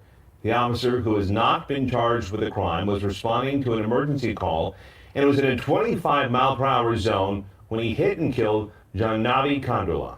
Kandula had the right of way in the crosswalk when she was hit by the cruiser going approximately 63 miles per hour. Well, tonight, Seattle police released a video from another officer reacting to that crash the same night. And we want to warn you, some of the description is graphic. I think she went up on the hood, hit the windshield, then when he hit the brakes, flew off the car. Listen. But she is dead.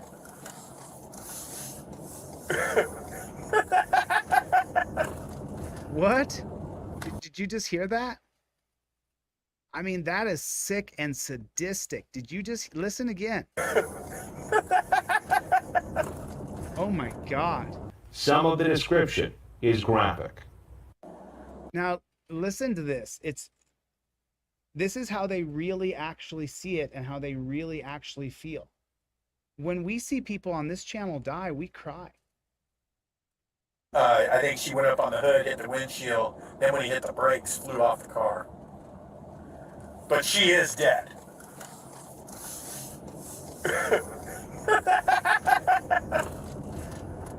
Wow. No, it's a regular person. Wow. Yeah. So he's on the phone talking to someone and they said, "Is it a cop?" And he said, "No, it's a regular person." Aren't you a regular person, dude?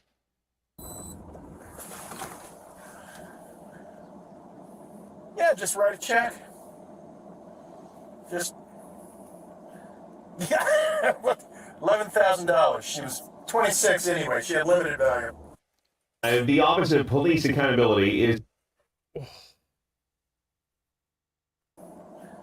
Yeah, $11,000. She was 26 $11,000 for her death.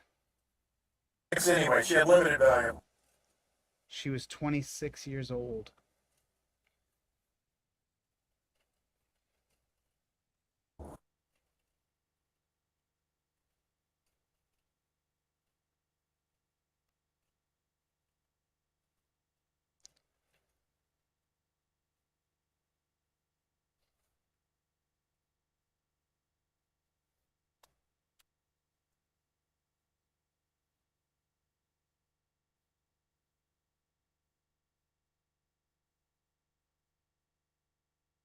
That hurts, doesn't it? I mean, that hurts a little bit, right? That hurts. I'm feeling it. I'm feeling the pain of that, of him laughing at a girl who's 26 years old dying, and then even saying that she has limited value. What are you talking about? We all have value, you know? We all have an amazing value. Each one of us, it's, you guys know how much I hate cops. I mean, it's no secret here. I'm a cop hater. I hate the organization. I hate people who join to be pigs. I try to be cordial to you guys in real life, you pigs. You know I try to be. But I hate you for what you've done to our country and how you think that you're right and you join this dog shit organization. With that being said, I don't wish them death. None of them. I don't wish anybody to die. I've got people who I hate. I hate their guts. There's people who I hate. I don't wish you dead, dude. No matter who you are, no matter how much of an asshole you are, I don't wish you dead. Life is such a beautiful, beautiful thing. We're all given this complex set of emotions where, you could apologize for things you do wrong to people, and it would mean the world of difference to them and their life and their way, the relationships, and how, like, you see them. I mean, listen, right now, each and every one of you have somebody that owes you an apology or you owe them an apology. And this is how deep we are as people. Just that one simple act of coming forward and saying, "Man, I'm sorry for this. I'm sorry I did this." It changes somebody's life if they're able to forgive or be forgiven. And that's amazing. You can change someone's whole deal by just saying you're sorry to them for something you did wrong, right? So if that's true, then life is so precious. If I can forgive somebody who has wronged me, who, if I love them or didn't love them, if they were a relationship or not a relationship, if you can forgive another person and be able to be forgiven, man, you feel amazing. It's an amazing day. You know what I'm just giving you guys the tiniest little fraction of what being a human being is. And so life is precious. And so I don't wish these pigs death. This guy saw this woman die and he laughed about it. He's laughing. He thinks it's funny. Ha ha ha, funny. That's funny.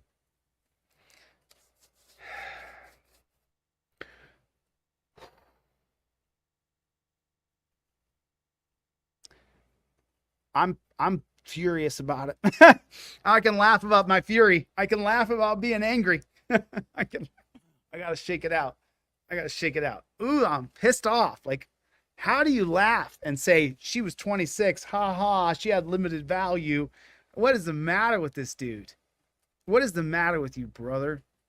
Listen, I could watch, like, you know what? There's one more thing on police brutality I wanted to show you, but I gotta go. This was a lot longer than I thought, but the press, okay, things had to be done. The Office of Police Accountability is...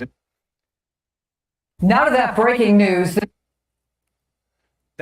Not that one. There's one I saw on here. Hold on a minute. Let me find it.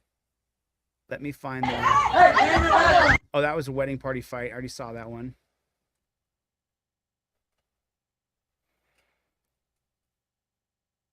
This one right here. This is the one. We've got an update tonight on the Pawtucket police officer. So it's Pawtucket. I watched this last night. The way you say it is Pawtucket. Pawtucket. P-A-W, Pawtucket officer. So this is a story about a piggy who the blue line has protected and protected and protected. He's been a jackboot thug pig for a very long time. He's been a jackboot thug pig for such a long time. And the blue line's protected him for so long. And now he finally really steps in it and gets himself in trouble and is caught on camera and the public can see it. This is really crazy. Recently arrested. He should have been gone a long time ago, but listen. Again over the weekend, Officer Dan Dolan. He should have been gone a long time ago, but arrested again over the weekend. Tonight on the Pawtucket police officer recently arrested again over the weekend. Officer Dan Dolan is currently on suspension, collecting his taxpayer-funded salary while hearings on his future play out. 12 News reporter Alex Torres Perez spoke exclusively with the Pawtucket police chief this morning about the case. Well, Pawtucket's top cop couldn't say much about Officer Dan Dolan's most recent arrest, and that's because of the Law Enforcement Officer's Bill of Rights. Now, the city is trying to fire Dolan, and the award hearings... Did you hear what she said? The Law Officer's Bill of Rights. They have their own set of Bill of Rights. I hope you caught that. ...are underway right now. The chief tells me that they could last until the end of the year. Not guilty. Pawtucket police officer Dan Dolan was able to resume collecting his paychecks after being acquitted of all criminal charges for shooting a teenager in West Greenwich 2 years ago. During a road rage incident. Not on duty. He shot somebody. He also received nearly $124,000 in back pay. Dolan, who remains on paid leave, was arrested again. Who remains on paid leave. He's made hundreds of thousands of dollars and not worked, shooting people. This weekend, Coventry police accused Dolan of drunk driving. The arrest report says Dolan threatened police officers when he said, quote, "Next time I'm shooting and next time I'm killing you." So all I can say with Officer Dolan is obviously we're in the labor process, so that restricts how much we can talk about. They have their own set of rights they created for pigs. Tina Gonzalez is Pawtucket's police chief. If any officer is arrested, we take that very seriously. Ponytail. There'll be an internal investigation that will run parallel with the criminal investigation. Obviously, the internal investigation won't be completed until the criminal part of it is over. Gonzalez says the same process happens when any officer is accused of a crime. We take violations of the general statutes and violations of even our policies internally very seriously. We look into them as much as we can. A city spokesperson says they will take these new charges into account in their effort to terminate Dolan. That has been ongoing since the shooting incident in 2021. Since he shot a kid in a road rage accident, since he shot somebody, they've been trying to fire him, but there's a policeman's Bill of Rights that they can't get around it. There's his dad driving him off. His dad was probably a piggy too. Dolan's employment case is currently going. I covered this in the video coming out. I got a video coming out in the next day or so of a fresh audit that I did. People often, they don't really understand why these guys become pigs. And so you're seeing it right there. If you sign up to be a pig, you automatically have a best friend that you never met before. No matter what city, state, or town you go to, there's a pig there who will be your friend. If you go on vacation to Orlando and go to Disneyland and you have a muck up with someone else and you end up shooting that person on the side of the road and you're this pig here, when the guys get there, you tell them, hey, I'm one of you. I got the badge and everything. And then you get all this preferential treatment. You get treated totally differently. You can never really get in that bad of trouble unless it's caught on camera and they can't get away with sweeping it under the rug. And even if it is caught on camera, you won't be treated like everybody else. Not at all. No matter what, you won't be treated like everybody else. From the entire ride, as soon as you get arrested, if you're a piggy, not nearly like being arrested if you're a regular person. They'll put the torture cuffs on you so tight, they'll ruin your life. They'll crush you. They'll crush you. And so the reason why they sign up to be pigs is look at the picture right here. You have a best friend, and all you have to do is be willing to be a tyrannical jackboot thug pig. That's all you have to do. Make sure you lie in your reports for me, bro. I promise I'll lie in my reports for you, bro. Hey, if I drop this gun, you're not going to say anything, are you? You mean you're going to put someone in prison and claim that he had a gun when he didn't? Nah, I won't say anything, bro. Really? Yeah. No. Yeah. There's not even a second guess about it. If you sign up, you got to be willing to pull people out of their car and pepper them with questions and beat up their story to try to search their car, to try to arrest them. We saw that in the beginning of this. If it goes wrong for you, the prosecutor's on your side, the judge is on your side. They want to kick you off the force for you shooting someone in a road rage accident. There's a policeman bill of rights here. We live by totally different standards than you guys. I'm just keeping it real. I'm just keeping it real.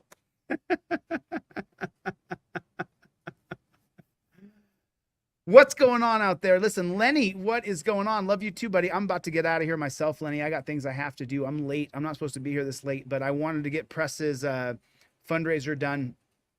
Matt D, why are you here? Why are we all here, my friend? We are all here to do what we do. Jackboot Thug Pig, what's up, Playboy? Thank you for the on-point comment, Sammy. I love that picture. Trump's got the best mugshot ever. Press with Rancor. What is going on, James? Good to see you, man. So good to see you. Oh, God, I'm so sorry to hear that. Oof. Oh, I forgot to reveal the names. Oh, we forgot to do that. We forgot to reveal the names of the pigs. We forgot to reveal the names of the pigs. Should we do that right now? I have a source in Ohio who found the names of the police. I will always love you back, Barbara Button. Thank you. Listen, you guys, I tell the truth, and it's hard to do. It's hard to be honest. It's not so hard anymore because I've been doing it for so long, but it was a time where it's, and I think people lie. You know that. People lie. They lie. You still lie all the time. Oh, I'm on my way. You're not even in your car yet. I'm on my way. You haven't even left yet. I'm going to end this broadcast right now. It's 3 minutes later. If I was holding my breath, I'd be passed out unconscious. So we all tell little lies that we don't mean to tell. It's really hard to be honest about things when it's not comfortable. And a simple example of that is when the cop says, hey, I want to search your car, and you say no. Or you say yes, and then you revoke consent because you're filming and you're using Williams versus United States 2018 out of the 3rd District Court, out of the 3rd Circuit. So that's what I'm talking about. That's what I'm talking about, So you guys better have a trifold. I mean, you guys got to have a trifold. If you don't have a trifold, just write it down on a piece of paper. I invoke my Fifth Amendment right. Just write it down on a piece of paper. If you don't have one of these and you're like, I don't have one of those, and if you have a phone, then if you have a smartphone, you just write down on a piece of paper, I invoke my Fifth Amendment right. That's it. Write it down on a piece of paper. And then when the cop pulls you over, so say you're driving and like you had a trifold, but your kid took it and put it in his car. Let's just say. Then all you have to do is you see the cop pulling you over, write down with a piece of paper and a pencil, I plead the Fifth Amendment. And then use your phone the exact same way you would do it with the trifold. Exact same way. Exact same way. That's how you do it. That's exactly how you do it. Love you guys, man. Thanks. I'm just looking at some of the comments here. Love you back, Dub. What is going on? Good to see you. April, thank you so much. Jackboot Thug Pigs. What's going on, Playboy? Boiled Corruption. I love that name. Boris, we do not stop bad chickens. Spartan School of Wrestling. Bro, what is up, Playboy? You're speaking my language. My favorite sport is wrestling. Spartans keep commencing. You know it. You know it, Donald Mack. Soy Leal. Boris, what's going on? James, how are you? April. Sammy, Soy, what is going on? I'm just scrolling back through some of these comments here and saying hello. Chille, help him on his federal lawsuit. I would be willing to. So the way I help people is I delegate responsibility to people who have bar cards in your state. And then people from all over the country contact me, and they're a lawyer in Tennessee, they're a lawyer in Florida, they're a lawyer in Chicago, and they want to help. And then I find somebody who's a victim of that in that state, and then I connect those two people. That's how I help people. So if you're an attorney in a state and you want to help people, you contact me, and then someone in your state eventually will contact me, and then I'll contact you, and then you can help them with their case. That's how I help people. It's so funny because these here in Nevada, they tried to say that I was practicing law without a license, but that's, you know, for you pigs watching, that's not what I do. I connect other people, and then I have very limited interaction in anything they do with their court case. I have extraordinarily limited interaction because they're trying to get me for anything. Just like I have victims, we're just not producing them. Where are they? So, you know, it's like if I commit a crime, they'll try to get me. If they can put a statute on the books that would arrest me, these jackboot thug pigs would arrest me. So for the jackboot thug pigs and you lawyers, prosecutors who are writing to the judge and saying, I'm doing someone's lawsuit. No, I'm not. No, I'm not. I don't do anybody's lawsuit. You dunce caps. I don't do anybody's lawsuit. They contact me. I contact someone in their area who has their particular documents, and that's how I do it. That's how I help so many people. That's how we do it. It's not done by me. I couldn't possibly do everybody's and my own lawsuits. It's impossible. I'm stretched thin right now. I could always use some more attorneys in different states who want to jump in the fight with different people who can't pay you a dime, that won't give you a single nickel, that you'll donate your time and help that person. That's where I'm at. That's where I'm at. Oh, I'm going to jail. Someone said I'm going to jail for what? What am I going to jail for, though? Wouldn't I have to break the law in some way before I go to jail? Just saying, bro. Donald, what is going on? Dr. Donna, what is Press with Rancor? You're still here, huh? Oh, yeah, they're trying Press with Rancor. They're trying to say he's practicing law without a license. I'm not at all. There's people who help other people that it's not me. So, all right. Anyway, listen, I've been here for 3 hours. I got stuff I got to do. This is a long one. It's a long one. Insert crude joke there, but I won't. I'm telling you, man, I'm going all political. I'm going all political. And I only said one SHIT word on this whole stream. I'm going straight into political talk. Political talk. And then sometimes every once in a while you have to escort someone out of the building. And that's just what happens when you give speeches and you talk to mass groups of people. All right, listen, I'm going to get the flock out of here. Thanks for coming to my TED Talk. Thank you guys for donating for Press with Rancor. The fundraiser's still going. If you watch this whole stream 3 hours plus and you're at the end of it, the fundraiser's still going. We can go over that 2,500. We haven't got to it yet. Fundraiser is still going. Please donate right now, 5, 10, 15, 20 bucks to the fundraiser. Tomorrow, if you get a check for $100, take $10 donate to that fundraiser. All right, I'm going to get the flock out of Dodge. Thanks for coming to my TED Talk. I'll see you guys on the next one. Later, Gators.